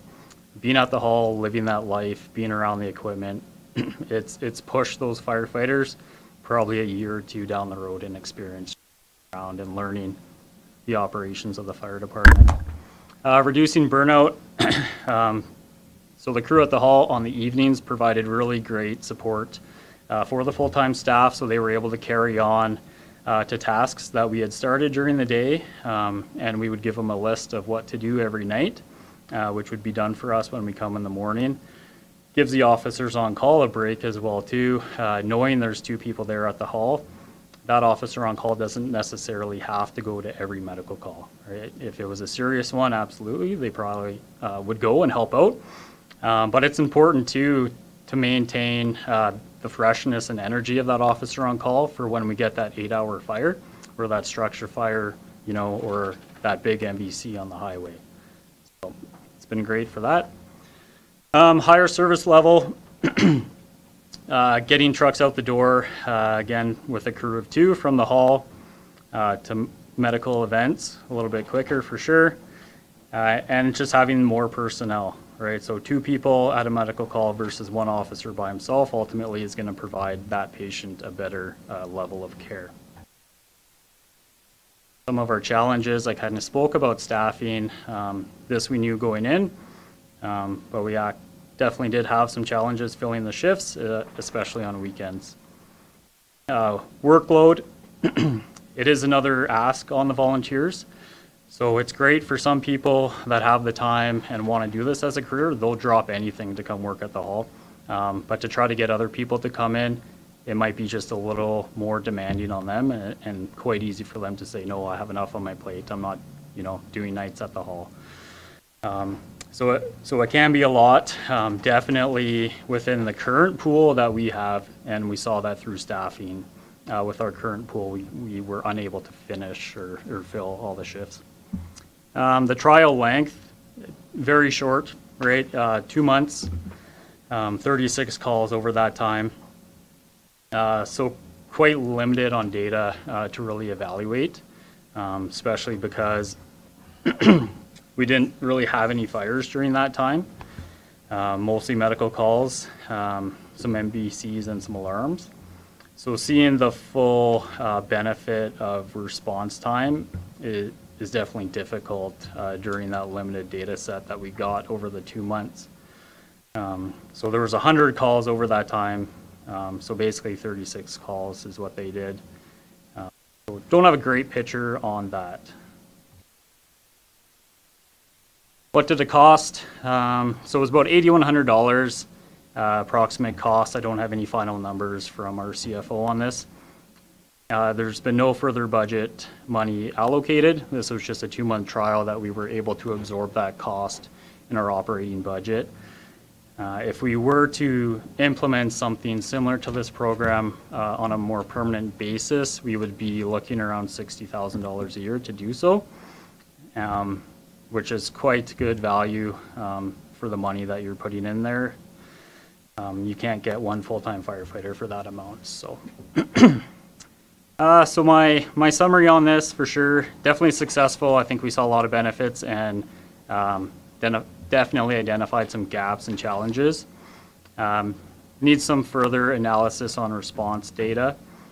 And with the fire master plan that's currently ongoing, they will bring to the table some recommendations on staffing and whatnot as well contained in that report. So further discussion with council should occur, I think after the completion of the master plan before any formal requests for budget take place. Looking ahead here for the last half of the year, so we do have the fire master plan that Bayer Integrated Consulting Group is doing for us. Phase 1 is complete, so that was basically a kickoff project to meet the team and targeted interviews, so all of those have been completed. Phase 2 and 3 are currently in process, and they're estimating a fall 2022 completion of that, which will follow up with a presentation to Mayor and Council. Records management system, we're currently in the implementation phase of this. Our current records management system is something we piggybacked on to Lethbridge County and the city with in 2017. That piece of software is no longer being supported. So we were a bit forced to go out and find something new, which is fine because that system wasn't very good. So we actually are going to a system called First Due, which is almost a all-in-one kind of stop for everything that we're looking at. So there's about 4 programs we're using right now that First Due is going to be able to do. And we're also going to be looking at, so we use Target Solutions as a program as well too for training. And my hope is within next year we can also get rid of Target and kind of amalgamate that into First Due as well.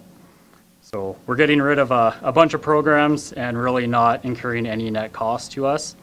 And we're going to get a far better program in the end. So we're looking forward to that. Our recruitment for this year, 4 new recruits started July 4th, just a few weeks ago here. So they're starting their training academy, which will be about 2.5 to 3 months. 2022 capital purchase, the only thing on the docket here was the new Command 11 pickup truck, which was ordered, slated for a fall delivery, I hope. It happens. So this truck replaces the one I typically drive, and then the one I drive goes down the line. And these trucks are replaced every 5 years, but we keep them for 15 as they get shuffled down. The Emergency Services Academy interns, which is the first year that we're having those. They started June 29th. So we hired 2 of them. They both split up the week. One, Aaron, works Tuesday and Wednesday, and the other one works Thursday and Friday.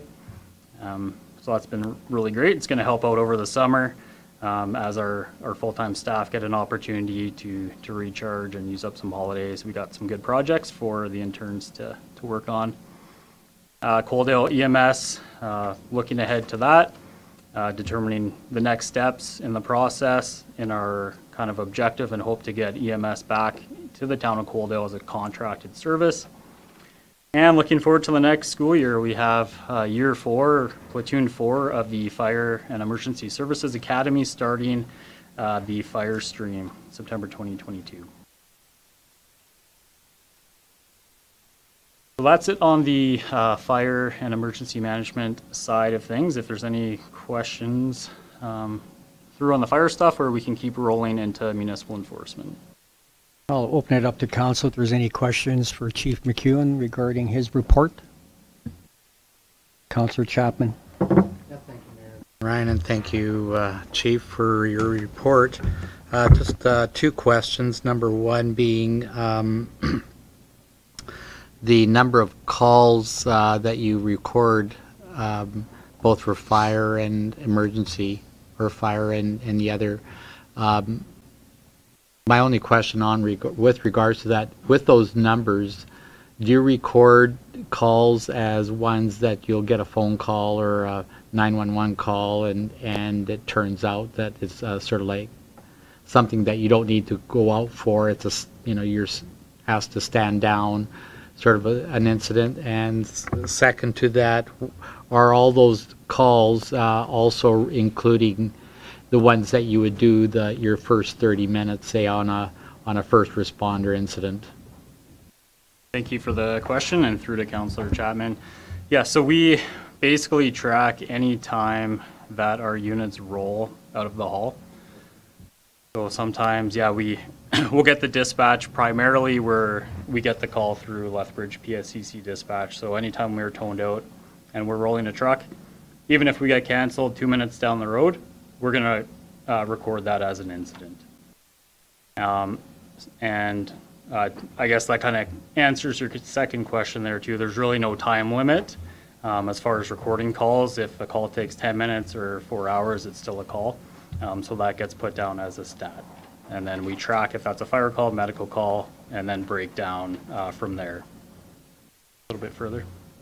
Thank you. My final question, I just remembered your partnership with Tabor Dispatch. How is that working out? So our partnership with Tabor Dispatch, we don't use Tabor for anything fire related. So Mark could talk about on the CPO side of things, that's the only service we're using Tabor for.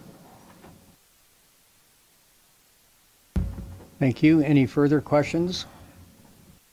I just wanted to ask Kevin if he could help get the word out on social media through the Cold District Emergency Services site regarding the ambulatory care that's open now at the hospital. I spoke with one of the doctors last week, and there are some concerns there about usage, and we have to get the information out, and we have John doing that for us as well. But the more people, including members of council here that are on social media, to make sure they share the Town of Coaldale's posts so that we can get that message out. So thank you very much, Kevin. Absolutely. Excellent job as always. Thank you. Please pass on council's appreciation to your crew. I will. Thank you. Mark, the floor is yours. Do you want to do this or want me to do it? Okay, Kevin's going to do that. Okay. I'll keep rolling here, and then if there's any questions, we can put it through to Mark. Next slide, please, Lana. So one staffing change here within Q2. We did hire a second casual photo radar operator just to maintain consistent services within the town. Our other single photo radar operator we had also works a couple other jobs. So it was sometimes difficult to get him to staff all of the shifts that we needed him to. So we saw a need to bring in a second casual member. So he joined on May 29th, just about done all of his training, and you should see him around a little bit here and there. Calls for service, this chart is just showing which locations within the town the majority of calls for service are. So obviously the most being Midtown and West Coaldale, downtown, followed by the rest. How we receive our calls, so the vast majority are by phone. So if that's calling the 1-800 number to get a hold of a CPO, most of our calls are coming through that way. If they get an officer that's on duty, they'll talk to someone right away. If not, leave a message and we follow up the next day when we have a staff member on. Internet and email. So internet, assuming Mark, that's through the town website when they put a case in, which we get. So top 3 there: phone, internet, and email. What types of calls for service? This is officer generated, so your proactive activities that the CPOs are doing when they're out there out and about. So there was a big push on business license checks within the last couple months. Our department typically gets a list in March of everyone that is outstanding in the town that previously had a business license. So our members will start making phone calls and doing random checks, reminding people that their business license is due. So the 32 cases initiated on that. I do have a little more information on that we can look at. School traffic enforcement, so school change in school zones to playground zones. They're out there doing traffic enforcement. This doesn't necessarily mean ticketing by any means, but this is just the amount of reports when they're out there doing something, being active. They would write a report which would count towards this number.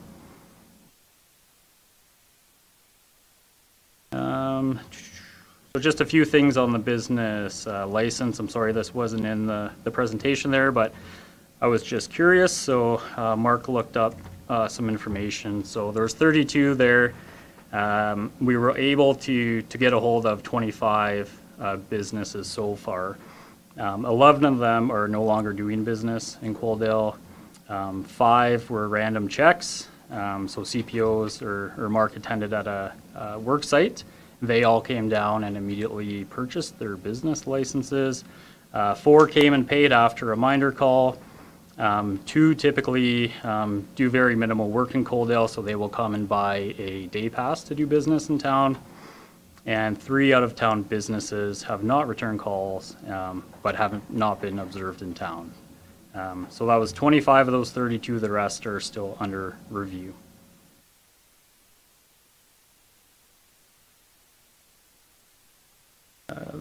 This chart was basically similar to the other one, just showing traditional enforcement though, and just areas of town. So there's not much to look out there.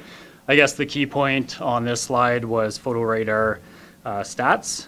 We didn't have any information available for Q2. We're going through a large software transition at the moment, and the total data transfer to the new system is not yet complete. So Mark will have some stats for council in the future once that kind of gets all ironed out. A couple cases we put up just for details if you've heard anything about it or anyone's been asking questions. So 2 were on unsightly properties and land use bylaw violations. So number 1 case there, a community concern came forward regarding a property within Coaldale. Determined the homeowner there, landowner, was in violation of the development permit, and it was also uninspected. Turns out the property owners elected to remove the building and level the lot. For that one, number 2, municipal enforcement received or initiated 31 unsightly property complaints during Q2, so which would be quite typical with this being the busy season, spring, everyone's out trying to get their yards to look very nice and pretty. There is quite an issue, I guess, with unmaintained vacant lots from developers, so that's something our team has been looking at and working with developers on rectifying. So quite a few orders for cleanup are out right now. All are actionable no later than July 21st. So if they don't take care of their properties, clean up their properties themselves, then we can bring a contractor in to do it for them. 2 so far have been looked after by their owners. Ongoing properties, so the house on 24th Avenue, that was the site of a structure fire that we had. So that has now been released by the RCMP. A MGA 546 order was issued by municipal enforcement to repair the property or demolish. We've had no response from the owner to date. We've had some quotations and obtained and looking at permitting to tear the residents down, as we don't, the safety risk to the community. So similar to what the town pursued and on 21st Avenue with that house there, that vacant lot. So Q2, pretty busy with some dog-related offenses, and these ones for sure we wanted to touch on. They were dog attacks in town, so these can be fairly visible to the public or on social media talking about, so it's good to have an awareness around some of these cases. So the first one there, we had 2 pit bull type dogs attacked a Labradoodle puppy at the off-leash dog park. Number 2, 2 German Shepherd dogs improperly leashed on the front, left the owner's property and attacked another dog while being locked on a leash on the opposite side. So it caused some injuries to the dog there. Investigation revealed neither dog was licensed at the time. The 2 offending dogs were declared restricted dogs under the dog control bylaw. Number 3, Coaldale RCMP requested our assistance at a residence. So there was an extremely aggressive dog there at that residence, aggressive towards RCMP CPOs, the owners themselves. So the dog owner didn't really know what to do or couldn't handle that dog, so voluntarily surrendered that to municipal enforcement. Our team brought the dog to the Coaldale Pet Clinic for assessment, and it was determined the best course of action was to euthanize the dog on that one. Number 4, we had a dog left to property, attacked a person walking on the roadway. The person suffered minor injuries. The dog owner was located and instructed to provide secure facility for their animal. And number 5 here, we had a Great Pyrenees dog released into the off-leash dog park where it attacked another dog. Initial contact was made by CPOs looking for more information, but haven't received any further information person. Okay. Just kind of looking at dog control related expenses. So to date, just over $1,000 in Q2 that we've spent. And just keep in mind, we don't have that agreement with Lethbridge Animal Services anymore, so this is actually quite a bit less than what we were paying to the animal service there. We had 2 dogs captured that were surrendered to the Lethbridge Humane Society for adoption. So the Lethbridge Humane Society is really great, and they're willing to work with us when they can. So they don't necessarily have the capacity, and they can't guarantee that they will be available to deal with our dogs. There was some discussion with the Tabor Lost Paws Society. Lost Paws felt they were unable to assist the town with what we were looking for. And we did have a local foster family to house a dog short-term when we were looking for a solution there. We also have kind of a short-term solution with Raymond where we can take dogs out to their quarters out there. So Mark and the dog committee and the other members of council on that committee, we're all looking forward to finding a made in Coaldale, hopefully, solution to deal with our dogs at large. And that is the end of my presentation, and happy to take any questions, or Mark's happy to take any questions. Okay, thank you. Councillor Chapman has a question. And thank you, Mayor.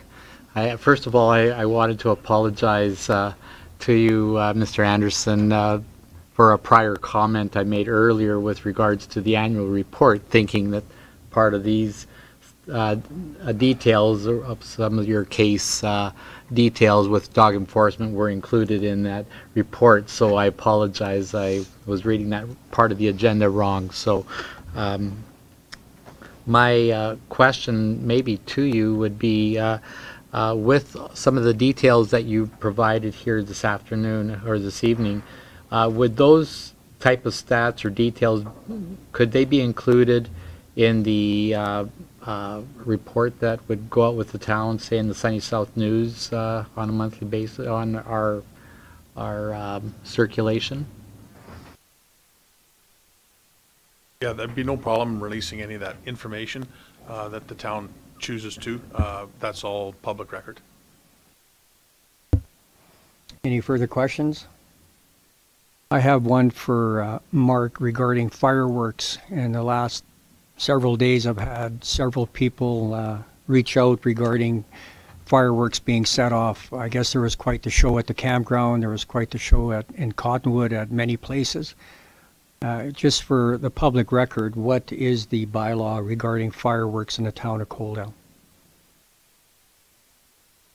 Not permitted within the town of Coaldale. They're restricted by our bylaws as I understand them today. Fire chief may be able to expand on that a bit more. Yeah, just to add, fireworks are covered through the community standards bylaw. There is a section within that bylaw that contains the information. You have to have a permit to set off fireworks within the town of Coaldale. It is our department, the fire department, that would sign off on any permits, and we would not give out any permits for consumer grade fireworks. The only ones we would sign would be like a Celebrate Maine or some sort of town celebration with professional pyrotechnic trained people to come in and do that. So you're actually not allowed to buy, sell, or discharge any consumer fireworks within the town. It's something we see every year. This was actually a small show compared to what happened on New Year's. There was a significant amount of fireworks happening on New Year's. So maybe moving forward, we could get some social media posts out regarding fireworks and the legality, and also what the fine schedule is for that. Like, what either of you know off the top of your head what the fine is for if you get caught setting off fireworks? Just to answer the first part of that question, the Coaldale and District Emergency Services did post something Canada Day or the day before regarding fireworks within the town, which had a link to the bylaw and talked about some of the hazards and risks associated with setting off consumer fireworks within the town. And one of those things was on the topic of dogs, right, is animals are very sensitive to fireworks as well too. And the day after Canada Day, we had 2 dogs at large that got scared and ran away out of their yards. So a town within houses is not the area to be setting fireworks off for sure. And if you know the fine, Mark? The only thing I would add is that Chief and I discussed on Canada Day having one of our members stay out later, and which he did, and drove past the areas where we had issues on New Year's Eve, just to make the presence visible and known, but with being limited on personnel resources for the time, it's hard to be all of those places. Okay, thank you. And then, Kevin, when you say you shared it on your site, did that get cross-shared with the town site then too? Sure, I did not send it directly to John, so that was a bit of a miss on our part then. Okay. And then maybe for next year, if we can make a note of listing the fine schedule for that as well, so we can get that information out. Yep. Councillor Abrey. Thank you, Mayor. And just as you're putting the fine schedule, maybe reiterate the importance of the Safety Codes Act and Alberta Fire Code, because our fines are pretty minimum to the hundreds of thousands of dollars that you guys are able to fine them as safety codes officers for discharging in an unapproved area. So I think that needs to be noted, that it's hundreds of thousands that can be fined. That's a good point. Thanks, Councillor Abrey. Okay, thank you. And then my last question is for Mark regarding the property that's kitty corner to the fire hall on the corner. Speaking about the one that's Fairhurst, 4 lots. the Fairhurst one, yes? Yes. So where are we at with that one? Has there been any complaints on that property? My CPO, Nielsen, undertook that one as a proactive one, and dealt with the owner of 3 of the lots, which includes the house. They've been out and mowed down the weeds and done some cleanup on that property. He's working with the owners still at this time to work on either securing the property or to having it removed. I believe there's much more investigation to be done there yet, regarding development permits that may or may not exist. I can follow up more with that later. The one particular lot that has been sold has not been cleaned up yet, and Officer Nielsen will be following up this week with the owner of that lot to ensure that's done, or an MGA order will be issued. Okay, thank you. Okay, any more questions?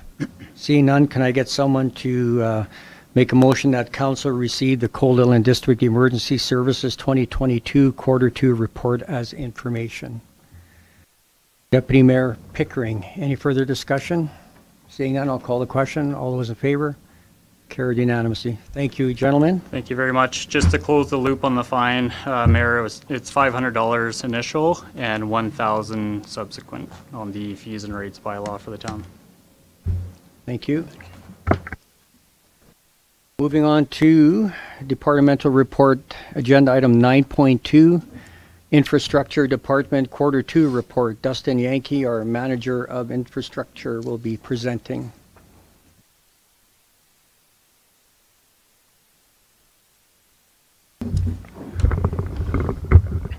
Thank you, Mayor. My update will be much briefer than Chief's, so hopefully don't bore you guys. Just be touching base on some of the capital projects, give council an opportunity to see some photos, projects, and ask any questions. Bike park, so this one basically entirely completed now. We're still waiting for some work to be done on the seating, which we're working with the contractor and our parks department. You can see the gazebo there in the photo that was recently completed a couple months ago. Thank you to the Coldell Kinsman Group for funding that. We also have some permanent signage that has been installed. You'll see here on the entrance there's some rules on the park, kind of covering the town's liability and giving information to users. There's also signage on the different routes in the park and also showing the skill difficulty as well. On both sides, the north and south end of the bike park are tied into new asphalt pathway. So now there is a loop all the way across, basically from Land O'Lakes Golf Course, that connects to the bike park and then subsequently to Parkside, which I will touch on a bit more. A bit of a 180, one of the wastewater treatment upgrades. So as per my last update, basically still on budget, still on projected completion date. Nothing really new to report here. Civic Square, everyone obviously has seen this on Main Street. They're still on budget. There's going to be a few add-on items that come to council at the next council, the special meeting, that will be requests for additional budget. But as of right now, we are still projecting our $6.4 million budget. Scheduling, they're saying mixed things about when it'll be done. It is likely to be September. A bit of a pessimist myself, but we're being told September, so yeah, don't hold your breath, but it could be September. Civic Square outdoor space to the south. We posted an online survey via our Let's Connect page on June 16th to gather feedback to assist with the design of the space. This is going to remain open until August after our Summerfest event, which we're planning to do an open engagement in the space itself. So there'll be a table set up there and a booth next to the information booth for the Summerfest event with a few staff members there to answer questions. Budget of this is still to be determined based on the design. And then just to touch base again on some of the funding streams, we have the Canada Community Revitalization Grant for $750,000. Shift Real Estate has donated $75,000. We're still waiting to hear back on a grant for EV charging stations, and something I don't have in here, but we have spoke with Atco Gas, and they are interested in working with us on funding gas fire pits. So a lot of details to work out there yet, but they are excited to work with us on this project. So schedule. Once we conclude engagement, we can move into detailed design. So we'd be looking at doing that over the fall and winter, and then starting construction in the spring. So this is our Pathways project. We actually just finished it today. It's a 3-meter extension from the 2020 pathways that ended at 8th Street. So it connects from 8th Street down the canal embankment to the bike park. You can see there in the figure. And then it ties into the existing asphalt pathway through the bike park, and then furthermore to Parkside Boulevard. The budget for this was $175,000, which we had budgeted last year. Asphalt prices this year with, I'm sure everyone's feeling the gas prices, but asphalt itself has gone up substantially. I feel like we actually got pretty lucky. We're only a little bit over budget on this project, and that will come out of the remainder of the Phase 2 Pathways budget, in which there's additional funds there. And like I said, that was completed just very recently. And just some photos for you guys. On the left there is coming down the canal embankment tying into the bike park. And on the right there is 20th Avenue, just before they cleaned up the ditch and finished seeding. Malloy 2B, MPE Engineering is currently working on a preliminary design update to finalize project scope and provide an updated cost estimate. The intent with this is to engage discussions with the tri-party agreement, which is how this project is being funded. The original design analysis was largely intended for the grant, so it was missing a substantial amount of detail to move into detailed design. So this is just an interim step to finalize the design. Once we have that completed, we'll come back to council with what the projected costs are. There is a fair likelihood that they have gone up. The anticipated schedule for this project is we'll be putting out a request for proposals for the detailed design in the fall of 2022, with the design to be completed over the winter and spring. And then construction would start in 2023. And this is just a photo as a reminder where this project is located. The town has purchased land south of Cottonwood for this project. So the intent would be to have a catchment pond there to collect off-site flows coming into town. And then the bioswale would tie in to our abandoned raw water reservoirs, which will be recommissioned and furthermore discharged into SMRID when allowed. That concludes all the points I had. I did want to add an item that was on the last council agenda. Councillor Beekman had a question regarding the traffic calming update that Mark Anderson and Melanie Messier provided, and a question regarding cost of signage. I just thought I'd close the loop since I watched the meeting recently, and the reason we projected the costs to be higher than I guess expected was because we're assuming that AT would not lower the speed on the highways, in which case we would recommend having signage on the side streets coming off of it. So when you come into town, there would be a sign saying 40 unless otherwise posted, and then right there also still 50. And then when you turn off on a side street on, say, 23rd Avenue, there would be a 40 sign there, but also on subsequent streets. So it's not necessarily, I guess, what would have to happen, and ultimately we would have to have those detailed discussions with Alberta Transportation, but we just provided the cost as a worst case scenario cost, but yeah, we'd have to get into those discussions. So I just wanted to add that because I know it was a question. But yeah, that concludes my presentation, so if there's any questions. Thank you, Dustin, for a great job as always. I'll open up to council. Any questions? I just have a couple. One is regarding Malloy, the 2B. I was asked regarding the bioswale, so that'll be gravity fed into the recommissioned reservoirs? Like it'll be pumped into the bioswale and then it'll be gravity flowed? Yeah, thank you for the question, Mayor. That's a detail that's being worked out right now with MPE. There is the potential to gravity feed directly from the new pond down the bioswale to the reservoirs. It's just a matter of how much capacity we can get into the reservoir versus pumping. Because obviously if you pump into the reservoir, you can fill it higher. So they're looking, I guess, on the trade-offs of pumping. How many pumps do we need? What is the, I guess, ultimate scenario? And there's also other considerations with development in the area, looking at 30th Avenue.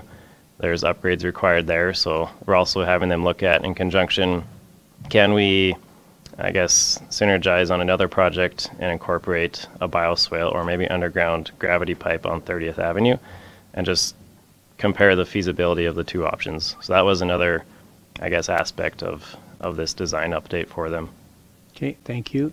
And then I was having a discussion with somebody regarding the report you're going to be giving us tonight, and they wanted me to ask about, is there going to be a possibility at some point, and I think I chatted with our CAO about this too, about turning one of these storm ponds into a stocked fishing pond, that we could start having discussions with Fish and Wildlife and SMRD to see if we could facilitate something like that. And the one that came up was the one that we're going to be working on south of McDonald's, based on that new development that's going in. That's going to be increased in size. Mm-hmm. And the way that that one is screened and how we release back into SMRD, if that would be possible to look at.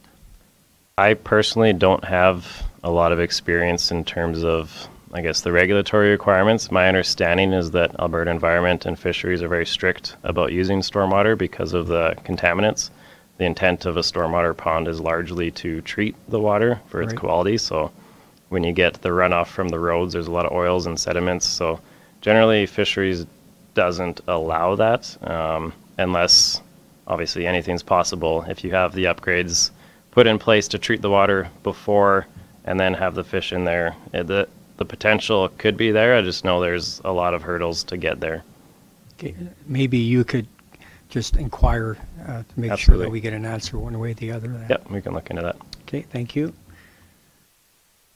Seeing there's no more questions, could I get someone to make a motion that we receive the Infrastructure Departmental Q2 report as information? Councillor Beekman, any discussion? Seeing none, I'll call the question. All those in favor? Carried unanimously. Thank you. Okay, moving on to council and committee reports. Agenda item 10.1. We have Councillor Abrey giving us a verbal update regarding the Municipal Planning Commission. Thank you, Mayor. And my update will be very quick. So just some of the stuff that we've been looking at MPC over the last 3 months since my last update. Is quite a few setback waivers with covered decks.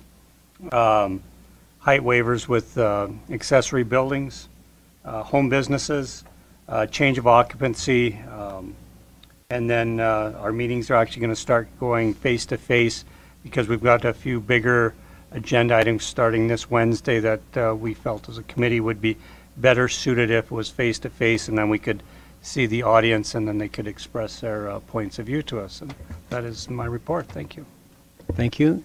Any questions for Councillor Abrey? Thank you very much. I'll see you tomorrow night at MPC, or Wednesday night. Okay, moving on to correspondence. We have item 11.1, Alberta Health Services.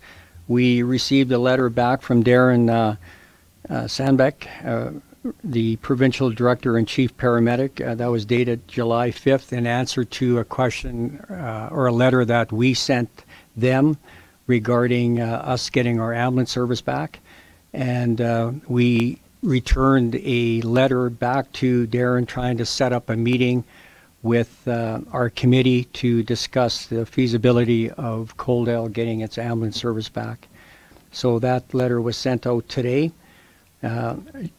Correspondence item 11.2, we received a letter signed by Duncan Lloyd and Mr. Hurt regarding correspondence on the golf cart access, and we'll be discussing that further on Thursday. We have a meeting slated with our Director of Community Policing, Mark Anderson, that was here this evening, Kalen Hastings, myself, and other members of council, and we also invited Staff Sergeant Mike Newman to come out to that meeting as well, so that we can discuss not only the bylaw and also how we can move forward on golf carts on public sidewalks. Any questions, comments on those two correspondence items? Councillor Chapman. Thank you, Mayor. And I could make a motion to approve or to receive both items for correspondence, but I would also like to have council write a letter of response back to Blair Hurt and Duncan Lloyd, thanking them for their letter, and to look forward to moving together and to resolve some of their questions and concerns in a good manner that will bring a good result to this situation. So there'll be two motions here: one to receive the correspondence for information, and second to write a letter to a response letter to Duncan Lloyd and Blair Hurt regarding their letter, and offering council's support towards resolving their concerns and questions. We'll do that as two separate motions then. So we'll do item 11.1. Can I get someone to make a motion to receive Alberta Health Services Darren Sandbach letter? Councillor Abrey, any further discussion? I'll call the question. All in favor? Carried. Back to item 11.2. Our CAO had a question or comment. Thank you. Just to update the council in regards to the first paragraph of the letter here, the exploration of legal alternatives to gain access from the homes along Fairway Drive to the golf course entry point. We are working with legal counsel and are submitting some additional questions to them, in particular whether a sidewalk, the lease arrangement for a sidewalk could work to expand the eligibility of the cart path. Can that work or not work? And the other discussion with legal counsel is whether the roadway, Fairway Drive, within the golf course neighborhood could be turned into a private roadway. The key legal question is whether it's a public roadway or not. So we are looking at whether and to what extent it would be possible to work out a private roadway arrangement. What are the logistics involved? Are there risks involved? What are the costs involved? So that we can provide some of this information on Thursday to have a robust discussion on those questions. We are also working with legal counsel to develop a frequently asked questions page that we'll have available, because I imagine that there will be some questions Thursday, that there are questions even before and after that meeting, but it would be good to have some of that information available to help facilitate that dialogue. So I just wanted to let council know some of the work that we're doing in response to questions like these. Thank you. And further to that, I also instructed our CAO today, as part of those question and answer document, we're going to send a letter to all the residents on Fairway Drive explaining everything that has been going on. And for myself, I just wanted to apologize that that letter wasn't sent out ahead of time. In hindsight, that should have been done, and I'll take responsibility for that one. So again, I apologize. And I plan on repeating that apology on Thursday at the meeting at the golf course. So, question for Councillor Chapman regarding the letter. What's your feelings on holding off on the letter until after we have that meeting on Thursday to see if anything comes out of that, so we can do it all in one letter? Or do you want to do more than one? I think my position was just to respond to the writers of this letter, to thank them for thank them for reaching out to council, and also to let them know that we are working on next steps, because I think there should be administration should be also working on a process with legal and with legal counsel, as well as with the province, to understand better as to some of the definitions with regarding particularly golf carts or miniature vehicles as the legislation explores. But in the meantime, I think I would like to see a thank you letter to these folks for reaching out. Okay, and just based on our CAO's comment here, everything that you just mentioned is being looked into, and we'll have answers for the meeting. We could add that in there, that we are exploring these items as we speak. Okay, thank you. So Councillor Chapman is going to make a motion that Council receive the golf cart access correspondence from Duncan Lloyd and Blair Hurt dated July 6, 2022 as information, and with in addition that we as council send a letter back to the authors of the letter, thanking them for their letter and their concerns. That we are following up with their concerns Okay, as thank you. requested. Okay, any further discussion on that? I'll call the question. All those in favor? Carried unanimously.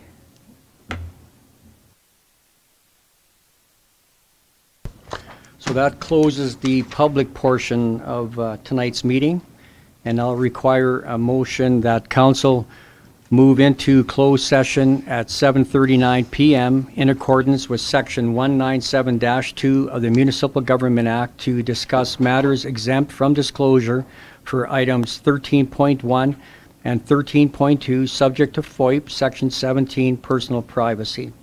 Can I get someone to make that motion going into closed session at 7:40 p.m.? Councillor Reese, any discussion? All those in favor? Carried unanimously. Thank you. We'll take a 10-minute break.